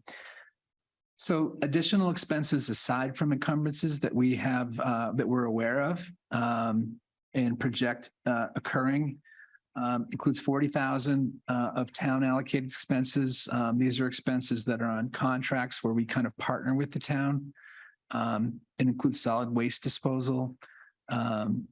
We access gasoline from them on our maintenance of vehicles and we get basically a charge from them. These are posted annually now. We'll actually look to do that quarterly next year. But that's 40,000. We have the need to continually keep our fleet, our bus fleet current. And so we, in each district, are placing orders for 2 additional school buses. The cost that's shown, 65,000, is an estimate for encumbering the first year of the lease for the 2 vehicles. We have existing leases on bus vehicles that we have payments coming due on very late in the fiscal year, I believe next week, and that's 55,000. The next item, we're going to talk about potential alternative use for this, but for now, this is kind of, I'm going to present how we prepared this. And we'll talk about a potential alternate use separately when we talk about the capital project. But we typically pay our technology, place an order for next year's technology needs at the end of the year. This is kind of a fortunate luxury we have, a benefit and outcome of COVID, where we had some savings in one year. And through that savings, we're able to place our orders earlier. What this would, following that, we would basically placing our orders for next school year right now. And that's basically the full budget we have for instructional software, instructional hardware, the student side, staff side, to basically kind of maintain and replace existing equipment. I'm projecting an overage on health insurance costs. We did have more enrollment. So beyond what we have encumbered, this would be 48,000 that I'm projecting as of the end of the year. And then the last piece is a variety of items, basically looking at past trends of what we spend. It also includes some requisitions that were in the system that had not yet been approved. And we're trying hard to kind of close anything other than critical items at this point in the year.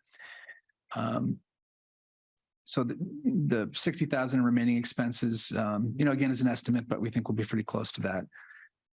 Factoring in our current balance of 679,000 and these estimated expenses, we project $8,546 to be available. You have likely heard that there's some homeless grant funding. We receive $104 per student day for students attending our district at CPS and at the high school. This is an estimate of the grant offset we would receive for students attending at CCHS. And that would kind of recover some of the costs that are in that balance of 8,546. We basically relieve some expenses we've incurred with those grant funds. So anticipate a final balance of 22,546, and we would use that to reduce a very small balance. Some of these estimates could be slightly different, but we would use any balance to reduce our usage of circuit breaker funds. That's the general fund. As you can see, it's fairly tight. I also wanted to share, and I think this is something that folks have asked for, the costs of expenses to support students residing at the Best Western Homeless Shelter. And these are estimates as well, but they're going to be very, very close to the final numbers, if not exact. Transportation costs are $16,780. That's our share, half of the cost of transporting students to their home district. Just high school kids. This is just high school students. So it's a smaller number. Wait till you get to the. And we have a tutor cost of $100. And then we have a family coordinator who's supporting both the high school students and the elementary students. And this is the Concord Carlisle share of that. So 23,234 at total. I do want to note too that, these are kind of direct costs we charge, but we do have staff supporting these students in other roles. They're getting taught by our teachers. They're getting supported by our special education teachers, our ELL teachers, everybody in the building. So our direct costs are here. We certainly have other costs. And so the funding that we get for the grant will cover these positions. They won't cover the transportation. That's a separate reimbursement. They'll cover these costs here, and then they'll cover some portion of other costs, whatever we choose to offset. The food service revolving fund, you've sampled the food, so it's good and it's selling well. We started the year with a beginning balance of $239,291. We're projected to run a slight surplus of approximately $10,000 for this year. So we would anticipate, I just saw the May results, so it might actually be a little bit higher than that. But we're just anticipating ending the year at around 250,000 surplus. We are permitted to, the typical guidelines are to carry a 3-month revenue carryover from year to year in the revolving fund balance. We brought in 110,000 in May, so we're within permissible guidelines. The revenue that we've generated from the program this year has more significantly grown versus prior years. So the bottom line there is we're in a healthy place in food service. The circuit breaker funds, kind of just a summary of what our beginning balance was, what our receipts are this year. Our expenses are going to be slightly higher than our beginning balance. However, because of the growth in the receipts we're getting for circuit breaker, we still have the overall absolute number for the circuit breaker carryover is significantly larger. 1,149,000 I'm projecting, which is 90% of the allowable maximum. So that's a healthy safety net in the event that we have unanticipated special education costs next year. For athletic revolving, we're projecting a bit of a decrease from the current balance of 337,000 to 282,000. A portion of that is, I think approximately 20,000 is that we did have some donated funds for the tennis scoreboard that were in the fund at the beginning of the year that were being spent down this year on that project. We also have less capacity to absorb some athletics expenses in the general fund than in prior years. We kind of subsidized the athletic revolving a bit with some of the additional expenses last year that the fund is this year holding its, it's basically operating on its own without any support. We aside from the normal support we offer for charging coaches' salaries to the general fund and kind of core expenses for the athletic director, things like that. So again, slightly a reduction. The revenue projection includes some payments for fall registrations as it does as the revenue has in prior years. The timing of that could factor into the receipts being slightly higher, slightly lower, but basically we'll end up receiving it at the beginning of what we don't receive. We'll receive some of it in the following fiscal year. The last item is a projection of E&D. And so there's two things that impact E&D. One is your revenues being favorable or unfavorable to budget. And one of them is your expenses having a balance left that you don't spend. And the last piece, the third piece is our budgeted usage of E&D. So we are projecting to essentially use all of our budgeted funds, our expense budget this year. And if there are some balances, we look to direct that towards reducing circuit breaker usage to get closer to the full carryover. Our revenues are projected to be 457,000 in excess of budget because of a few different factors and kind of all in different areas. The most notable is the large impact of interest rates being higher. We've been in an environment of next to nothing. And with the rates driving up, we're favorable by projected to be favorable by 295,000 on interest income. That's certainly something we'll look at when we budget in FY25. But that's good news for our E&D. Regional transportation is also up 60,000. We hope to see the funding model from the state. They've talked about moving towards 100%. I don't know if they'll get there, but the model currently 75% is what's typical, but there's potential there. Anyways, it's 60,000 over this year. Miscellaneous revenues and rental revenues are favorable by 64K. Chapter 70 is slightly favorable, and charter school reimbursement, the two state revenue lines are also both slightly favorable. So this gets us very close to the 5% cap. It's an estimate as of today, and feel pretty comfortable and end up pretty close to this. I would also add that we occasionally there can be offsets to E&D if we had a deficit in a revolving fund or a grant fund because of a timing issue, or in a student activity fund. Those are temporary offsets to E&D. They actually come back to it later. So this is not what we're getting certified yet. It's not the end of the year, but this is what we're projecting.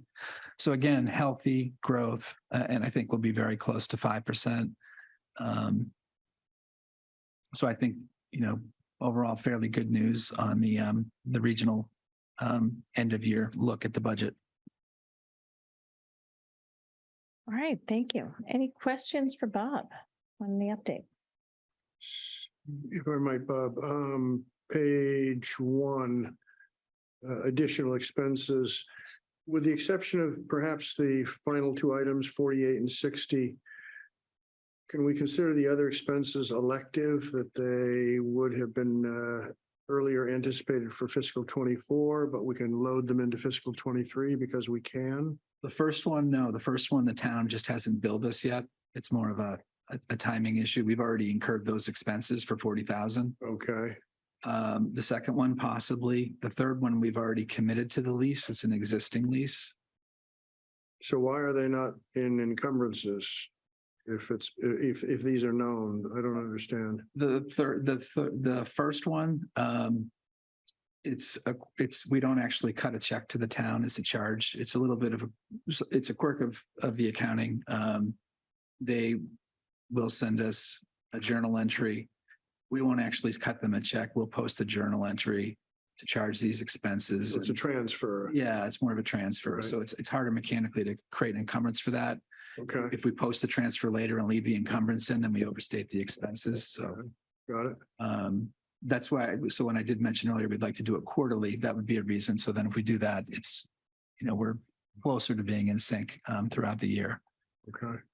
The third one, it's a wire payment. The third one being the payment on payment the on the existing vehicle leases. Yeah, we could look at potentially encumbering that. It actually shows up as a pending payment. It's not something that you see, but we do see it in our system. So I've kind of labeled it this way, but it is factored into our numbers in the system. We actually set up the lease payments early in the year and they are scheduled for certain dates. Yeah, the more we can chart them, the better, because what we're effectively doing is at the very end of June, changing next year's budget by relieving ourselves of a lot of what we told the town was necessary and the district was necessary. So if we can minimize that, I think it's to our advantage. Yep. Yeah. And the last, I agree. And we're certainly working towards that. So yes. And I think on the 65,000, if you were to somehow decide not to do what we budgeted for there for those two buses, where our rotation plan starts to go sideways, that's the work we've done to make sure that the fleet stays current enough to run. I don't think we're operably. putting these in jeopardy. I think we're talking about Yeah. how we manage the finances and how we communicate the management of said finances. I'm still a little confused. So maybe, so how many buses are in FY 23 and how many buses are in FY 24? The none of these are, This plan. yeah, well, FY 20, the 55,000 is buses that are already here. That we just have lease payments coming up due on. Okay. The 65,000 is to place the order for two more buses. Which I thought was already in our budget. It's in our budget. We just haven't done it yet. So we're moving it from fiscal 24 to fiscal 23. No, No. you're spending out the 23 money and then there'll also be 24 money. We're So it's two buses a year. But, okay, We're executing on FY 23's budget. right. So why would that be encumbered? Why wouldn't it be? Yeah. You can't encumber until you place an order. But I thought it was in the budget. It is. Encumbered means we placed an order with the vendor and said, please. This number says FY 23 budget, right? So the money's there because it was budgeted for. We're now, it's late, obviously. We're Okay. just late buying. Okay, Buying we're it. not adding two additional buses. No, no, No. just executing late the Yeah. money you budgeted. Okay, Taking it out of the balance. Yeah. that's, okay. And we'll do two more next year. Part of the reason for the timing of this is we have 4 buses that are about to show up. And, we wanted to have those kind of on-site and onboarded. Okay. And then finally, the 403, I know we're going to speak to it in more detail Mm-hmm. later, but for right now, are we to understand this is a fiscal 24 being taken away from fiscal 24 and put into fiscal 23? No, it is in the FY 23 budget. And if you went back, I don't know exactly, say 2-3 years during COVID. Right. We would have placed this order at the beginning of the fiscal year. There was some savings during the COVID period and it enabled through those savings to not, to cover this, use some of those savings to be able to backload this to the end of the year. So it kind of is, right now it would be us placing an order for things we're going to use and So need it's a next year. prepay now that we didn't Yeah. anticipate being a prepay. And 2 years of a Yeah. prepay that we all knew was going to need to get Right, worked out. thank you. Historically, we haven't prepaid it. I mean, the last. No, it's, COVID, we didn't. it's new. We don't do it at CPS at all. This really is a COVID outcome of But it's not new to us. I mean, we Yeah, have. correct. Yeah. Yeah, good. It's good. It's a good thing. Yeah. The problem with prepays is it kind of obligates you to keep prepaying. Yes. Just- Right, so the gift, I'm going to say the gift of the problem you're about to talk about is that it's a one-time event. You can only use the money that's there for one time, or else you're correct, you're going to create a problem and have to figure out how to budget for it again. Thank you. Any other budget questions? Had a couple. One, has there been any update on whether or not the government is going to continue to fund breakfast and lunch?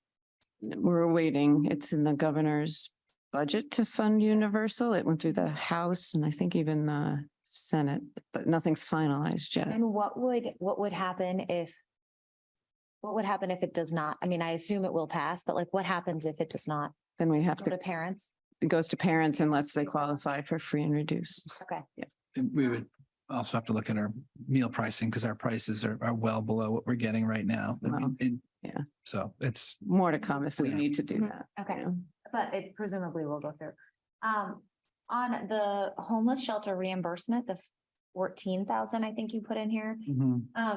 Is that, do you have any update on when you might receive that or what's the update on I that? have, the updates are the same, unfortunately, which is that it's a year out. So Next, so this I'm- time next year?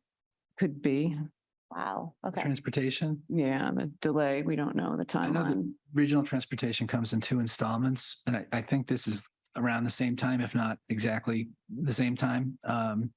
December and then May or June.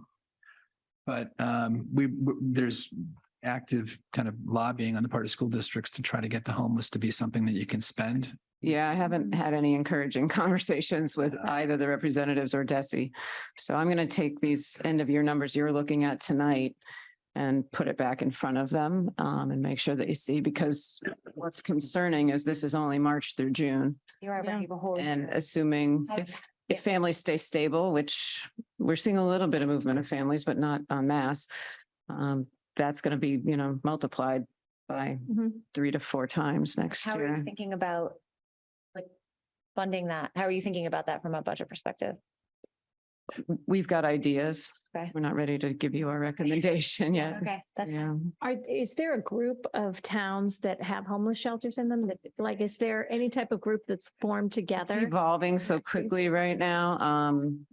It hasn't been a big group up until now. I'm getting calls with a little bit more regularity from other superintendents who are about to have a shelter on board. So I think some of my summer reach out might be to see which other superintendents want to engage with us. I think right now, the answer I keep hearing is McKinney-Vento is a federal piece of legislation. So I almost feel like they don't think they've got the authority to change very much. Mhm, mhm. Okay. So that's an interesting place to be stuck, if that's the case. And then my last question is on circuit breaker. And I could definitely look this up myself, so I apologize that I have not, but do you have any sense, where does 1.1 or 1.15 million fall in comparison to previous years? Like, is that, I'd have to go back. and- It's high, but that's because we've got more kids out right now, 9 through 12, and they're in some substantially expensive placements. It's all relative to who's out and where they it's a are. good, but in a good way, it's high. Yeah, like we. Not really. I mean, in the. Yeah, it's a good way we have reserves. The unfortunate part is it comes from the needs of the kids being so significant. Significant, So, No, I didn't mean the yeah, needs. I just meant it's Yeah. good that we Yeah. have the reserves, right? Like you feel like the circuit breaker is in a good place going into. very, next year. very much so. Okay. We have a trend memo that I know we did earlier in the budget. I can find and forward. Okay. I don't remember breaking the $1 million mark before. No, I Okay. don't think so. Okay. I just have one more question about the athletic revolving fund.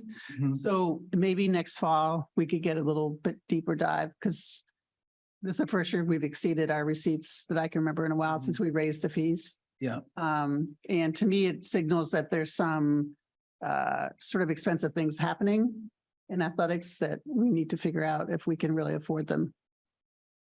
Like, was it a one-time thing this year, you think? There are some one-time things. I mean, the fact that we're doing I mentioned the tennis scoreboard, we raised money for it in the previous year. So that's in the beginning balance.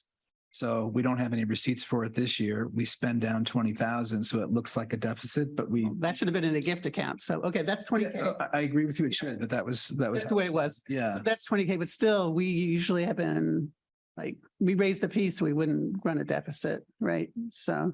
Well- Yeah, we'll bring you, we're gonna have to go deeper into it. It's still all I mean, I settling think out. there's just from some all of the those. ups and downs of. Yes, some of the sports are expensive and I just want to figure out if the receipts are going to be sufficient to fund Yes. our athletics. And there's an equity issue as well, right? So Yeah. I'd just like to take a little bit deeper look at it and be sure that we can continue to support without, taxing the boosters and so forth with, I know we do get a lot of community support for this, for our sports and athletics outside of the building. So And I think we always have to weigh, we have to be careful about the user fees because, as parents, it's a lot of money. When I that's what I'm actually, saying. I literally calculated, just my family and I have one kid that didn't play sports, $6,000. Yeah, I'm gonna bring you an ask in the So it's- budget before I ask you for a user Yeah. fee increase, Right. if we need Yeah. to. Yeah, I'm yeah. just not wanna sure figure we're out- Yeah. There yet. Yeah. Let's get a little bit ahead of it. That's all. Okay. If I might, Yep. family coordinator, that's on our payroll. Yes, And is there a town person over there as well? Am I correct? no, No? no. Okay. All right, somebody introduced themselves as member of town staff who was over there. You're- Concord Rec's been over there a lot That's, lately for the camp enrollments. I wonder if that's why.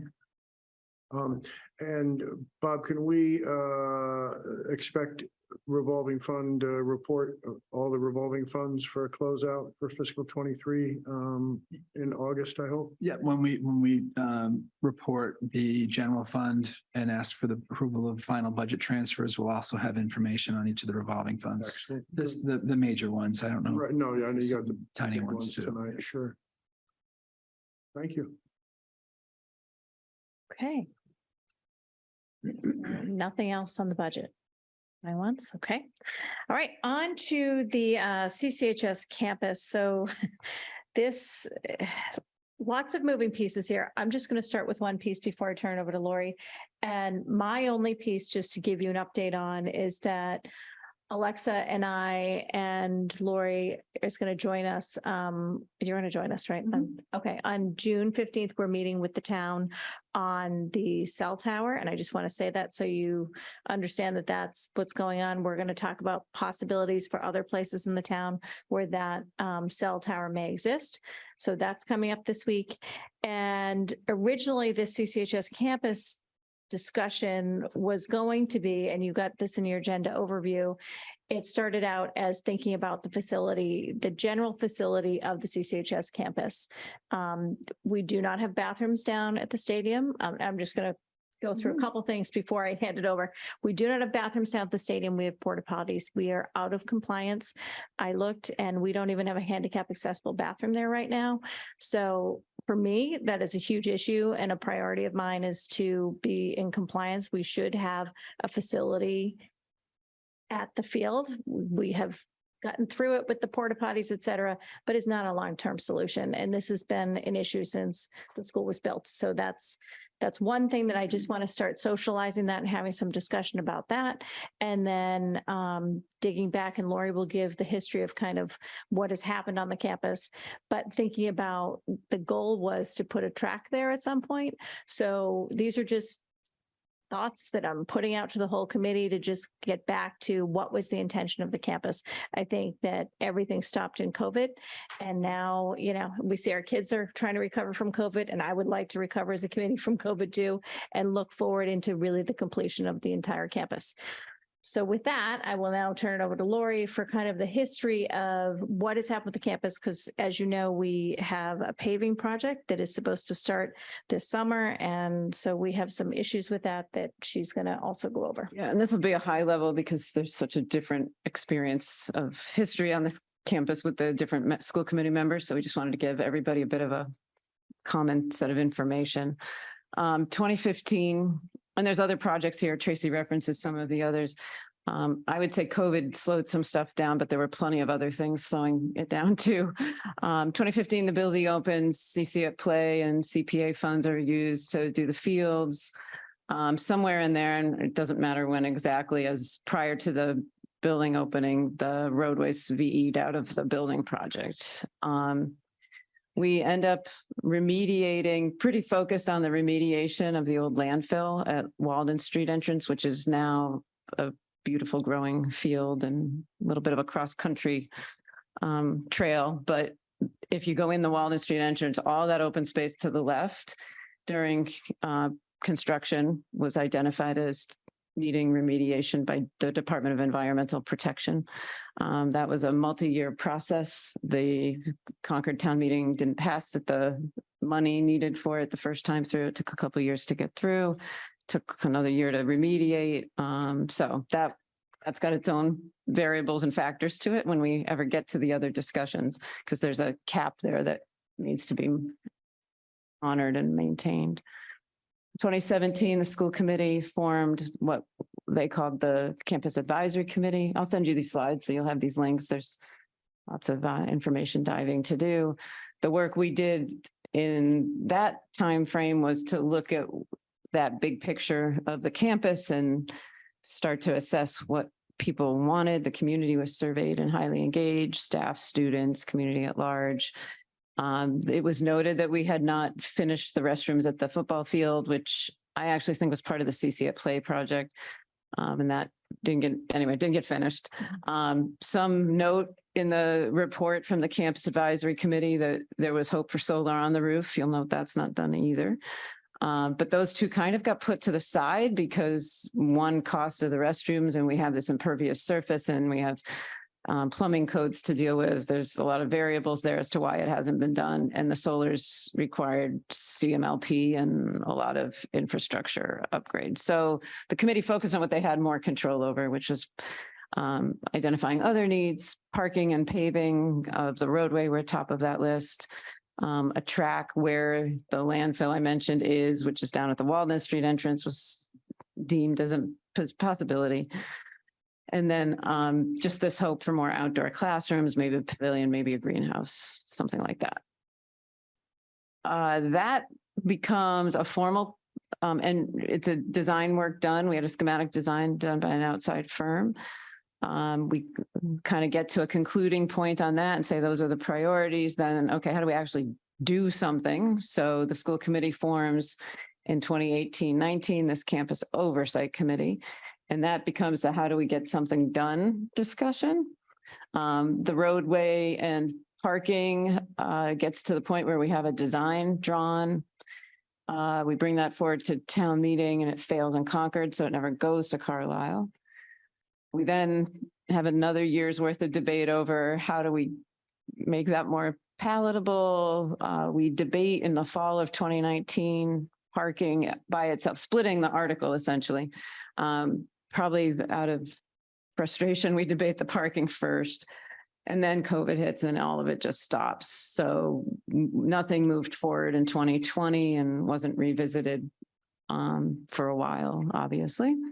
2021, we did bring it back to the school committee. There's a nice memo of updates of where kind of the bigger version of the overview I'm doing now, if you want a little more information.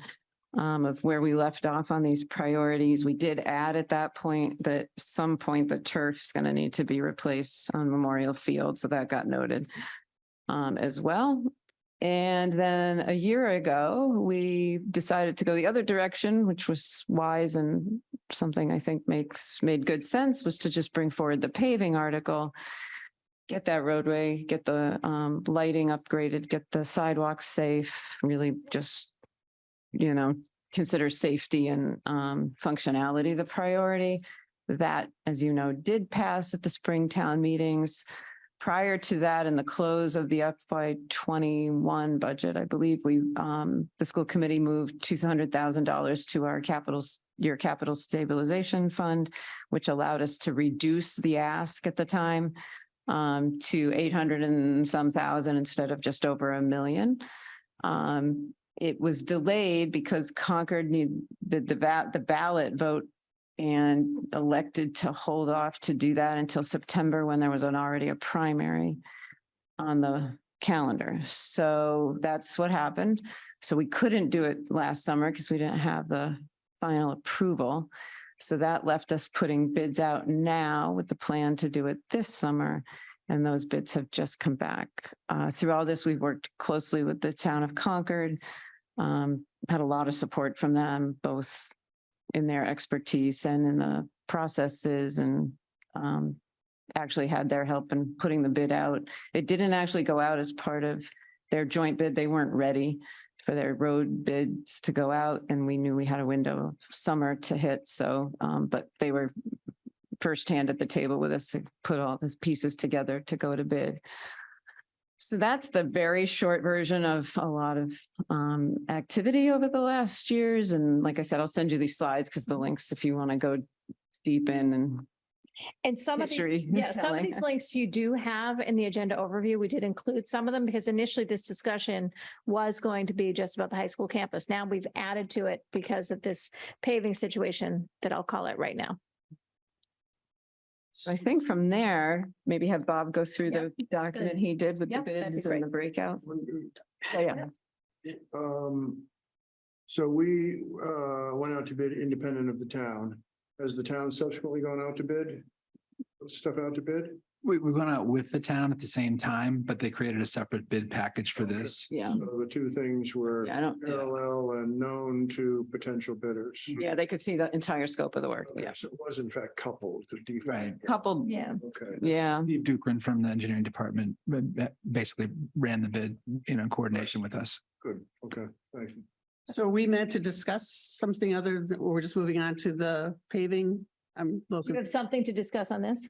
well, was it meant for a discussion? Well, or- yeah, we're originally going to start the discussion, but we really have, I mean, I'm socializing the idea of the campus. That's going to continue to be on our discussions. And my priority was to So the make sure our priority new is- members had Yeah. some history of Yeah. Okay. where 'Cause we I- were. So I just want to, maybe we can add it in, just so when CCHS was constructed, we lost the tennis courts, we lost the cross country course, and we lost the bus depot. So those were actual things that were lost. And everybody was, well, eventually well aware of that happening. Yeah. And we've restored through efforts, all three of those things. Some of it wasn't easy. CCFA removed storage, concessions, and bathrooms. I said that.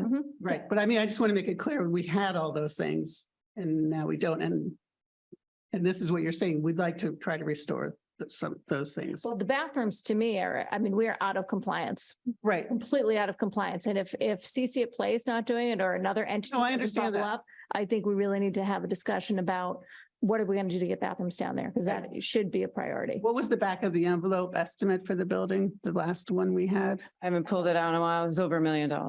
So that to me is a huge ask.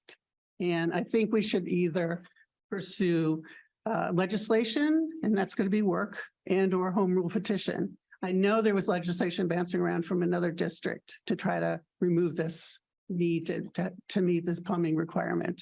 I can't remember. Well, there, you can apply for, so you don't have No, no, as this many was- bathrooms. This is the legislation to They say. have no bathrooms down there? No, no. I guess I'm not understanding. Sorry. The plumbing thing to get waived for all high schools that really aren't like stadiums where you're. Right now you're under the Right. stadium Right. requirements, even though your So, you know, a facilities is district used like 10 us, who times would a just year. do like whatever, It so. might get you from, right now, the count would be 44 without a waiver, 44 bathroom facilities. You can apply for the waiver to get half of that reduced to 22. That's obviously still significant, which is why. that This cost. legislation was to roll it up back to do like a 2 to Well, 5. I'll tell you, I've gotten more familiar with the plumbing board I know. and nothing happens there in any quick form at all. And Right, it's but- very hard to lobby them. Right. So It's just, I it's, wouldn't expect that. Which is why it might not be the plumbing board, it might be the legislature that Right. allows us to go from 44, not to 22, but to something's Exactly. reasonable, sane, yes, normal. we're, you know, I just want to say to the legislature, taking money away from kids, and that's not right. Yeah.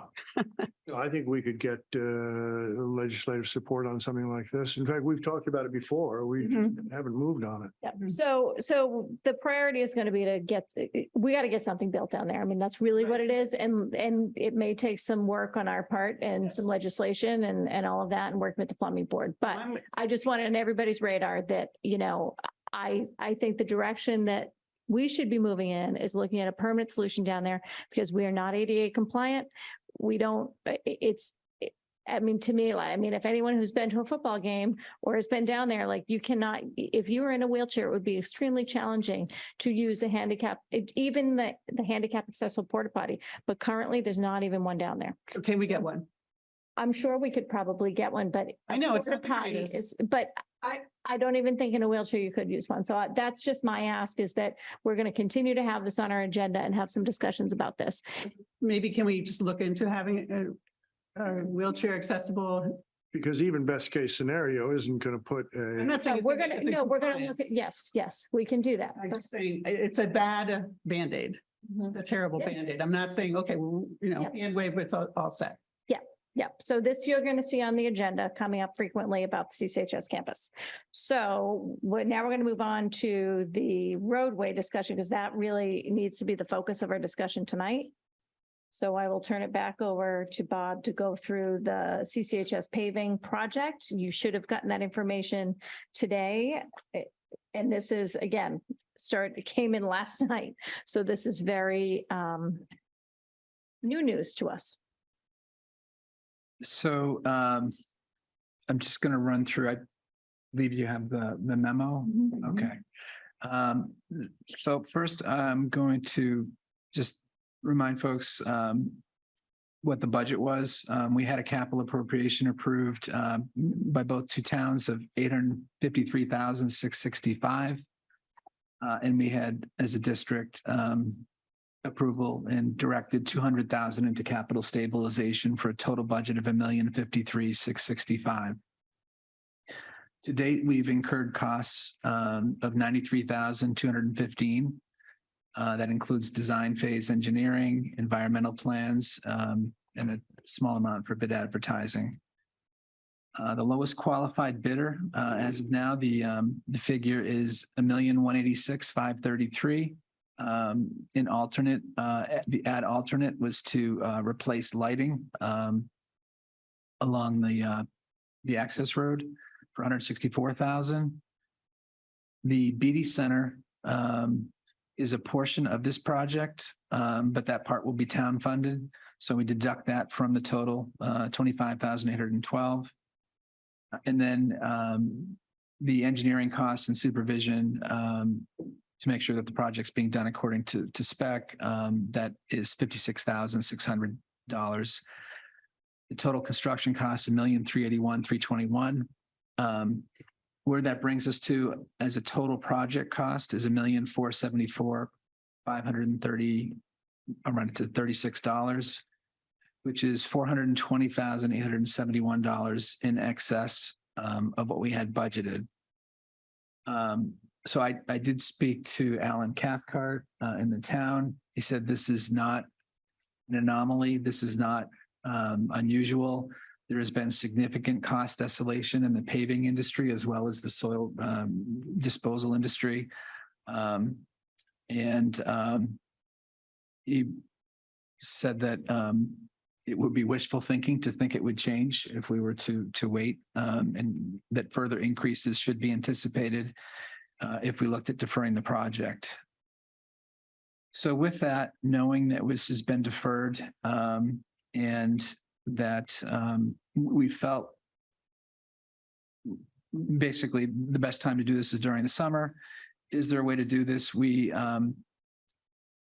felt like we needed to identify a way that we could move forward and present it tonight.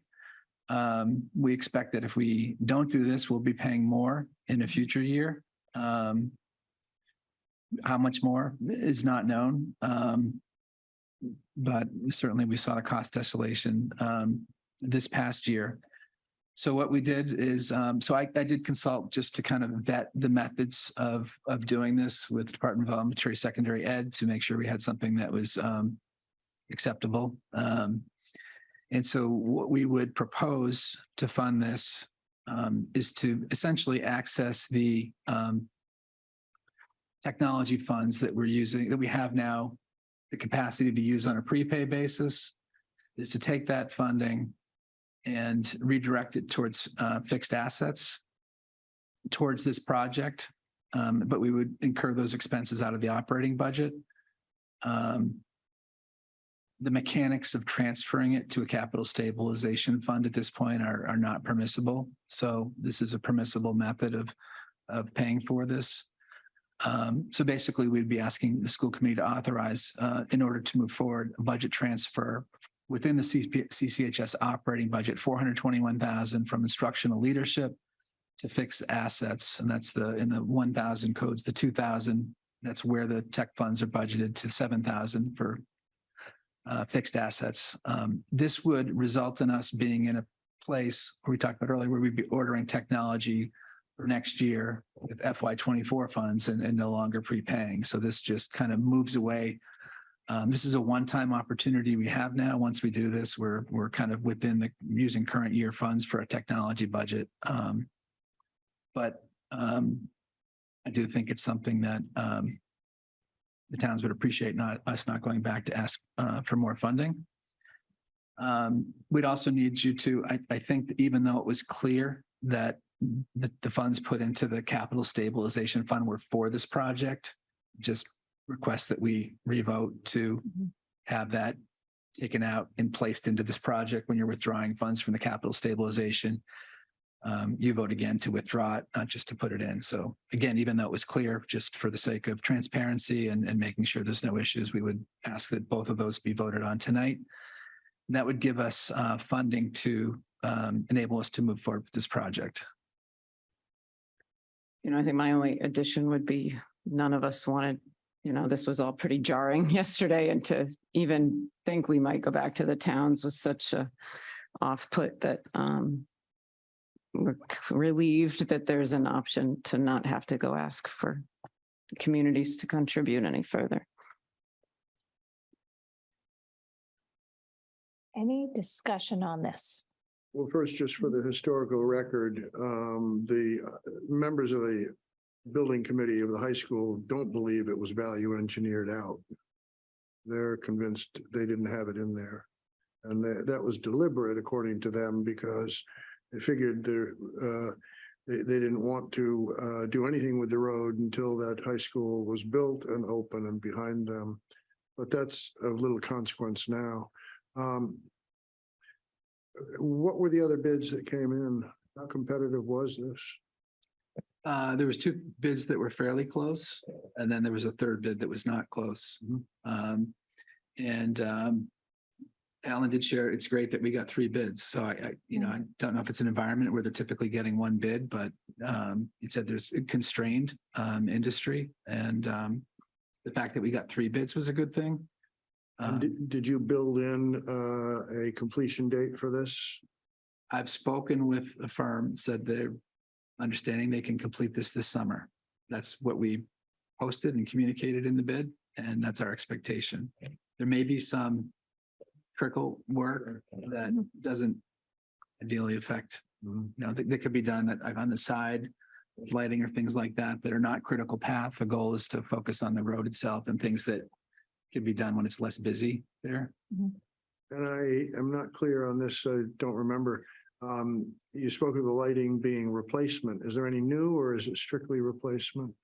There's also new, I know Ian's on Zoom as well, but I'll do my best to explain this because he was intimately involved with this. But there's some bollards that have supplemental lighting in spaces that people walk that are dark now. That's in there.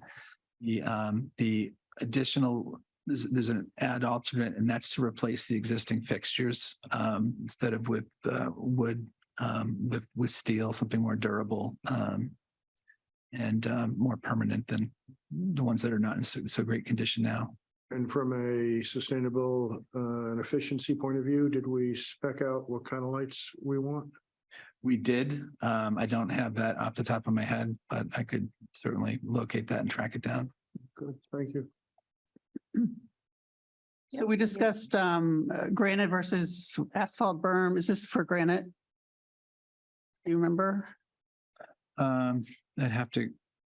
I'm just wondering if we sort of, Looks like Ian knows that, I I think. can address that. It's happy to report that it's just about all granite. There's actually a small section that won't be granite.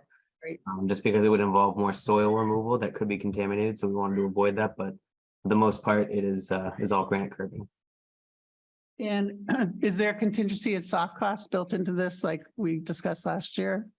So the soft costs are all the engineering costs, and the environmental costs. So those are we already know those at this point. So And then is there a contingency built in?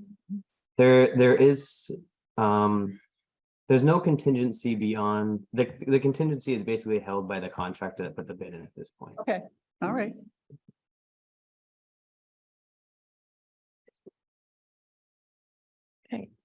You know, there was contingency in that number we used a year ago, and just like I know. all the building Well, work we're experiencing right now, 6%, yeah. you know, I think when you running add right up- through it. Yeah, when you add up all those contingencies, wasn't it something like close to 30% Yeah, built and into it? It's just And we're not so close to over. enough. And one more question, what will we expect? I know it's not a big borrow, but will the borrow, it's not, you know, it's not the old days of low interest rates, so it'll be a little bit of a, Yeah, it won't be. I mean, I borrowed it like, I think less than 1% Right. recently. right. I don't know exactly, but And I'm guessing when would we borrow?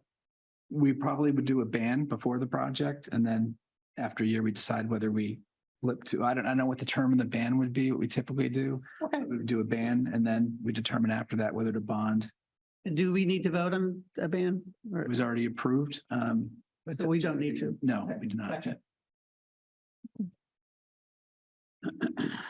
Any other questions on the project, the funding, how we're going to vote in the transfer process? No? Just one more time, spending this 400 now on this, implications for the future as you see it, relative to monies that would have been available for technology. The biggest, so we will maintain the laptops for the students and staff within the flat number that we've been putting into the budgets. What we aren't accommodating, and we wondered if this might be a way to do that, clearly not now, is as equipment, massive equipment starts to need to be replaced at the high school, like projectors, things like that, that we're going to need to have a conversation about how to fund that. But there's no urgent, imminent impact, which is good news. And will we be challenged by our financial watchdogs as to the ease with which we solved this problem Well, after the protracted budget negotiations we had with them? How do we? I mean, I would hope not, because there's no intent other than to have some fiscal stability and some wiggle room for the unknown. Here we are. What you're going to face going into the next round, as you see, we're closing a budget with $22,000. We're going to be tighter and tighter. You know, I talked a lot about risk, especially the CPS budget, and it's going to be harder to take risks because you've eliminated one spot that we had some backup. Circuit breaker's still really strong. Yeah, circuit breaker's really strong and E&D is really strong. So that's why we can make the recommendation, but sure, it has those kind of impacts. Yeah. Okay. I just think we need to do this with our eyes open. Absolutely. Yeah. And we did talk about giving an update to, I see Carlin's on with us tonight, but to giving update to the finance committee. So we're really transparent about, you know, what's happening and what's happening at the region. We're doing it at CPS. Now we're going to do it at the region. Yeah. So this is a change, Mhm. certainly. Okay, all right. So our discussion is over and we're on to our action items, which is really exciting. Okay, we have a few votes on the agenda tonight. So we will start with the vote to approve the admin assistant contract. And Cynthia and I, just to note, Cynthia and I were the representatives for the school committee on negotiations. And so we just need a vote on this one. I have it. Okay, great. I move that the Concord School Committee and the Concord Carlisle School Committee vote to approve the administrative assistant contract for 2024 through 2027. Second for both. Okay, any discussion? All right, and we'll just take a vote and we can just take an oral vote, no roll call. Alexa's not with us online. So all in favor? Aye. Opposed? Both. Both. Yes, thank you. All right, and then we have a vote to approve the non-union COLA, and there is actually motion language on the agenda for that too, that we could, it's Yeah. really It's vague, which is what was last year, but the Yes. minutes were more Yes. specific. So So. do you want me to Carrie's read the gonna- yep. specific? Okay. Go ahead. I move that the Concord and Concord Carlisle School Committees vote to approve FY 23 salary increases for non-union employees by 2.75%, excluding adjustments as we did in executive session. Thank you. Okay, do we have a second? Second for both. Okay, any discussion? Okay, all in favor? Aye. For both. All right. And then we have our CCHS trips. So just for a little history, for any new members, our trips currently in our policies, we have initial approval and second approval. So some of these are coming for initial approval and some are for second approval, and these were all in your packet. So we're going to start with Taiwan 2024. I just have one question. Yep. Which isn't about Taiwan, but I figured it'd be about all of them. Do we have any, just because one of these my son brought to us and then my husband's like, what? Like, no. Because of just well, it was Ecuador and the level of security there and I went and looked up our, it says most of it right now is a level 3 or 4, which is rethink travel and don't travel there. So I was just wondering, do we look at that when people? Yeah, absolutely. In fact, they had thought they would go this past winter Yeah. and delayed. The trick of the timing is that if they're going to consider going, they have to plan, prep, Right. and then change their minds, not the other way around. Right. So you'll actually see the document has this previous February's dates in it, and everything's just going to roll forward a year and we'll see how it goes. This is a long-standing exchange we've had that we're anxious to get back off the ground, but safety first, Carrie, for sure. Okay. To that point, what, you checked the State Department, and what are the levels that, at which we would be comfortable, in your opinion?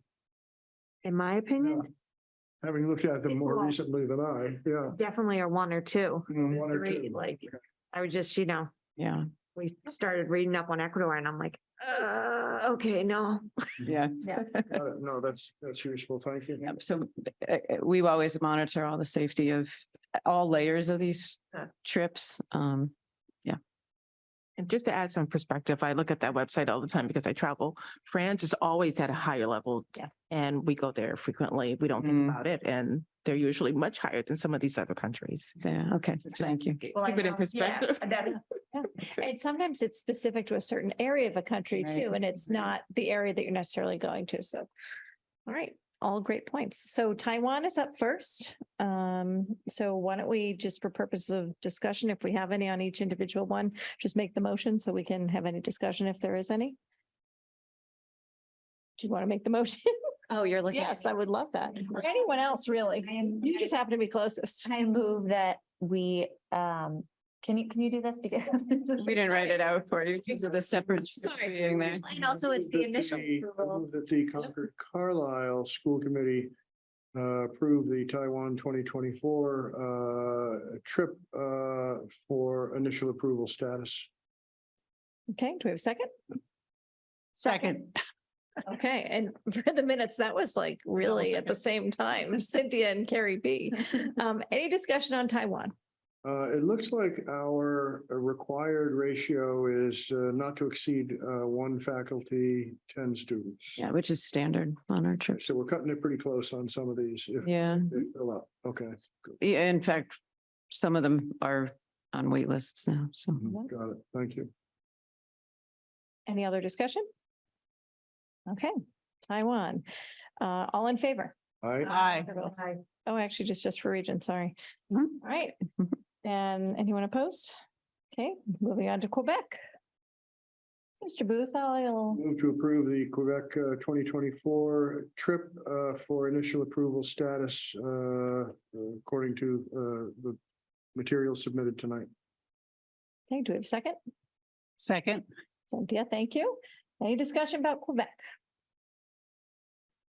No. All right, well, put it to a vote. All in favor?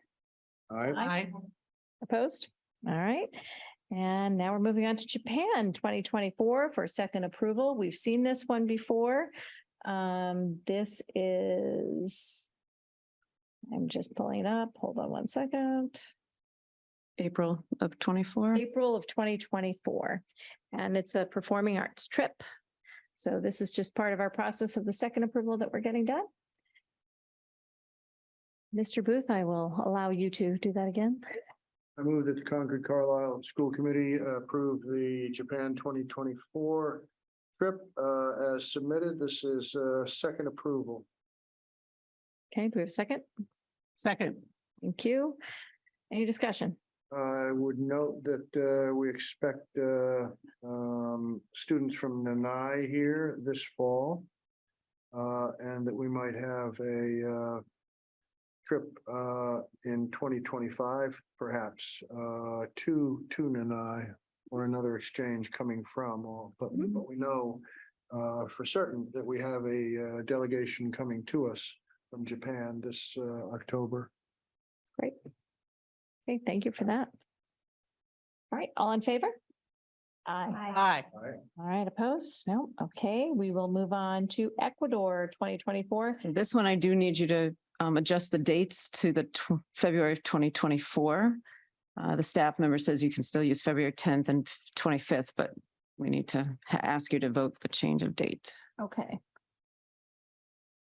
So give me so what's in the document needs a correction? is Yes, because this is the document you saw that- before the delay, so it says 2023. I see. But the 10th and the She 24th? says that still Or works. 10th and the 25th, okay. 10th and 25th. 10th as and the written. 25th. Yep. Of 2024. Correct. I move that the Concord Carlisle School Committee approve the Ecuador 2024 trip as submitted tonight with a date correction as noted a moment ago. And this is second approval. All right, do we have a second? Okay, Terry Rankin second, thank you. And any discussion? Yeah, I had maybe it's me. I had a hard time understanding just what's happening with the two-way exchange. Our students are going to be visiting host families. But the students coming to us from Quito, if I'm correct, their stay with us is limited to 1 day. And I'm not certain when that is. And then they head off to Boston and Washington. Didn't find that particularly clear how the two delegations, ours and theirs, get sorted out. I can get more detail on that. This is a longstanding exchange. Eric Pohl used to run this Mhm. trip for many, many years before he retired. Wendy's picking it up now post-COVID, so we can get the Am I details. correct? It's not all. Well, she's only asking approval for the travel to their side and probably didn't think she needed to flesh that out, but we can certainly ask for it. Yeah, I thought they came here for multiple days. I think they are here for multiple days. It probably just isn't clear on here. Yeah, we'll ask for the itinerary. That'd be great. Okay, so we have a second on that, right? We have a second on that, okay. Any further discussion? Yeah, I should have asked it earlier. What is in our travel fund for available monies? And I trust we still have working mechanisms to decide about. Yeah, we do. We're at about 8,000 right now, so I've held up on distributing any funds at all with the small committee that we work with to any of these 2024 trips. So we're having some discussion about how to sustain that fund and replenish it before we distribute monies, because $8,000 isn't going to go that far with this many trips on the books. So, And that's the Sharon Young. yeah. Scholarship fund. Is that among our different activity accounts? Is that where that resides? It sits in its own. It's in its own. Yeah. Okay, got it. Thank you. And the intention of that fund was, prior to school committee, I was very involved in that fund and establishing it. So the intention was always to fundraise more money for that. We had the years of COVID because it was really just established pre-COVID. No trips happened in COVID. And the intention was always to do fundraising to continue to sustain that fund. So that really needs to be an effort. Yeah, I mean, I'll Yeah. flip this to a positive conversation. We did give funding to a good number of kids. I'd want to say off the top of my head, at least about 14 or 15. We capped all kids at the same amount and subsidize it about $1,000 usually, just to make it equitable. And I do believe it mattered. I think there are kids that weren't going to be able to go without that contribution. So, Yeah, this was brought Yeah. forward as a significant equity issue, but. yeah, I think you're making progress there. I really do. We just have to keep raising money. And there is also scholarship built into the trips. Like there's a little bit of scholarship that's built into the trip. Depends on the Depends on the trip. trip and the vendor, I should say. And that's why we dig deeper in, and that's why we needed the Sharon Young Fund, because the Yeah. exchange trips don't. Great exchange of none, yeah. So anyway, Companies incentivize. Yeah. Yep, yeah. yep. You know. Yep. So good start, more work to do. And we haven't discussed tonight refunds. But we know that was a major issue. So My favorite topic. trust that you and your office is overseeing. Yeah, I mean, and I'll be honest to say, we've just done a better job with families to say that, here's the refund policy for this trip. Be sure you know what funding you're committing, because you may not be able to get it back depending on, last minute cancellations. So knock on wood, that hasn't happened. The England trip is out right now, and Iceland leaves tomorrow. Who So puts that information in front of parents? Is that The- leaders? yes. Trip leaders too. So I work directly now with the trip leaders. We've cut out any middle information sharing. I meet with them, I coordinate with them, I'm firsthand engaged with them, and it's, I think, made the communication more effective and streamlined our processes considerably. And on the user end, I can just give you my anecdotal experience. It's very clear that if, that is the policy. So on the parent side, you see that right out there. So it's great. All right, so we are voting on Ecuador right now. All in favor? Aye. Aye. Okay, on to Denmark. I move that the Concord Carlisle School Committee approve the Denmark 2024 trip as submitted this evening. This is a second approval. We have a second? Second. Thank you. Any discussion? Okay, all in favor? Aye. Aye. Can I just shout out to the staff members? Some of these trips are being transitioned from longtime Mhm. veteran staff members that you don't know if the trips and exchanges will sustain once they retire. And there's at least 3 here that are sustaining transition. So that's really exciting. Great. Yeah, it's really great. All right, and then last up, we have New Zealand, and this is also in for second approval. I move that the Concord Carlisle School Committee approve the New Zealand 2024 trip as submitted this evening. This is a second approval. Okay, we have a second. Second. Thank you. All right, any discussion? Well, just to kind of reinforce what Lori says, and also as somebody who's taken students overseas, I would say this is not a leisurely jaunt for these. No, students yeah. By any stretch of the Correct. imagination. Yeah. This is a lot of supervision, a lot of instruction, Mhm. a lot of developmental work. Mhm. On the part of our teachers on behalf of our students. So I think we're indebted to them. I completely agree. And again, having been a parent of a child that was in Europe, the responsibility the teachers have for the kids is amazing. And the experience that the kids have is really, I mean, that's second to none. So really, thank you to our teachers for providing this for them. All right, we have a second. So ready to vote? All in favor? Aye. Aye. All right. So New Zealand. We have 2 more votes up tonight. One is the next one is a vote to approve the transfer of our operating budget funds. There is motion language within the memo that Bob sent. And this is again, one of our favorite subjects that we're getting better at is budget transfers. And it's all been vetted. So I appreciate you doing the due diligence on that, Bob, with Desi. So we can feel comfortable doing that. So if anyone has that motion language in front of them. Move that the Concord Carlisle Regional School Committee vote to transfer CCHS operating budget funds fiscal year By 23. FY 23. From FY 23 operating budget funds of $421,000 from instructional leadership category to fixed assets category. Second. Okay, discussion. Oh, okay, all in favor? Aye. And our last vote of the evening for the Regional School Committee is a vote to approve the transfer from the stabilization fund to the CCHS Access Road Project. And that motion language is also in the memo. I move that the Concord Carlisle Regional School Committee vote to transfer $200,000 from the Capital Stabilization Fund to the CCHS Access Road Project. Second. Okay, discussion. I would note that this pretty much exhausts it. Completely 5 or 6 exhausted. months in there. There's some accumulated interest because the interest rates have gone up, but so it'll leave a little bit of interest in there. Okay, If we have some other project down the line, we can use the interest. gotcha. Mhm. Okay. But it's not going to be a big You're spend. not going to spend that in one place, no. All right, did we have a second on that? Second. Second, Cynthia, thank you. All right, sorry, it's been an evening. Any further discussion? No.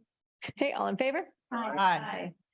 All right, and with that, I will adjourn the Regional School Committee. Oh, yes.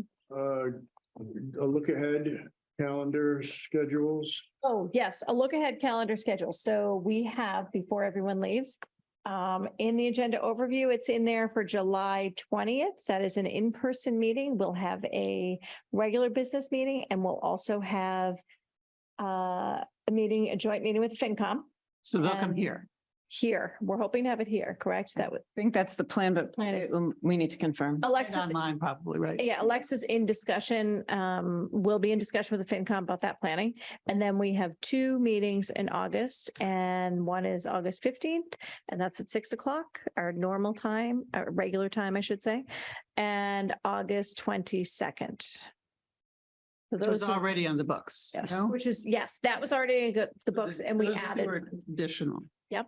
And you're going to hear from us this summer about goals and all sorts of things. Maybe have a little homework to do over the summer to come in August, ready to go, just so we July. can. So we're going to do the work. The July meeting's not going to do that kind of work. No. The July meeting is going to be a business meeting for us and it's doing some work with the FinCom, working together with the FinCom. That's our July meeting. We'll have a 5 PM start and then the joint meeting will start 7. No, I have to get that from Oh. Alexa. So she is in discussion right now with. Okay, FinCom. okay. So as soon as I have that information, we'll get it to you. Okay. I don't think did she put it in the agenda overview? I felt like she added said to the 5 end, and 5 and 7. Okay, then it's 5 and 7. She added I sent it out prematurely and then she added to it. So whatever it says in the agenda overview is accurate and that's in the drive. And our next executive session at this point, We need one more exec session, so we need to schedule an executive session. Could we do it on Tuesday via Zoom? Is everyone available via Zoom on Tuesday? a week from today, A week from today. June 20th. Yes. And you don't have to be Well, there. Wait a minute, say that again. Um, You do need help with the Zoom though, so. Well, I sent a Zoom for our exec session tonight, so we need one more. Just give me the date. We'll figure out the It's details. Tuesday. Tuesday at what time? Does anyone have a preference for time? I'll just ask while we're here. I have a 5 o'clock already. I'd love to maintain. Okay, Um, I don't think it's gonna be long. at I would, 2:30, you between, Well, Right? maybe we could figure this out over email if that. over email, scheduling over email for Tuesday. Is everyone here okay with that? And does anyone have a conflict anytime between, I'm gonna say 3 and 6? Court has a con- Bargaining. Well, that's what we're 2:30. trying to figure out. I feel like there's a possibility we could do it sooner. If Carrie and I can bring to you, Just need 48 hours. proposal before the end of the fiscal year, and if that Yeah. benefits Bob, I think the parties with which you're negotiating know that anything's retro anyway, so it doesn't matter, but it might matter from an efficiency perspective to keep. We can't meet Monday. But are you meeting again on Tuesday? We're What's your meeting next Tuesday. Potentially, We have yeah. to schedule it kind of now. My preference would be to schedule it on Tuesday if you're meeting on Tuesday. But we just can't. Court can't can have their do that. meeting. Okay.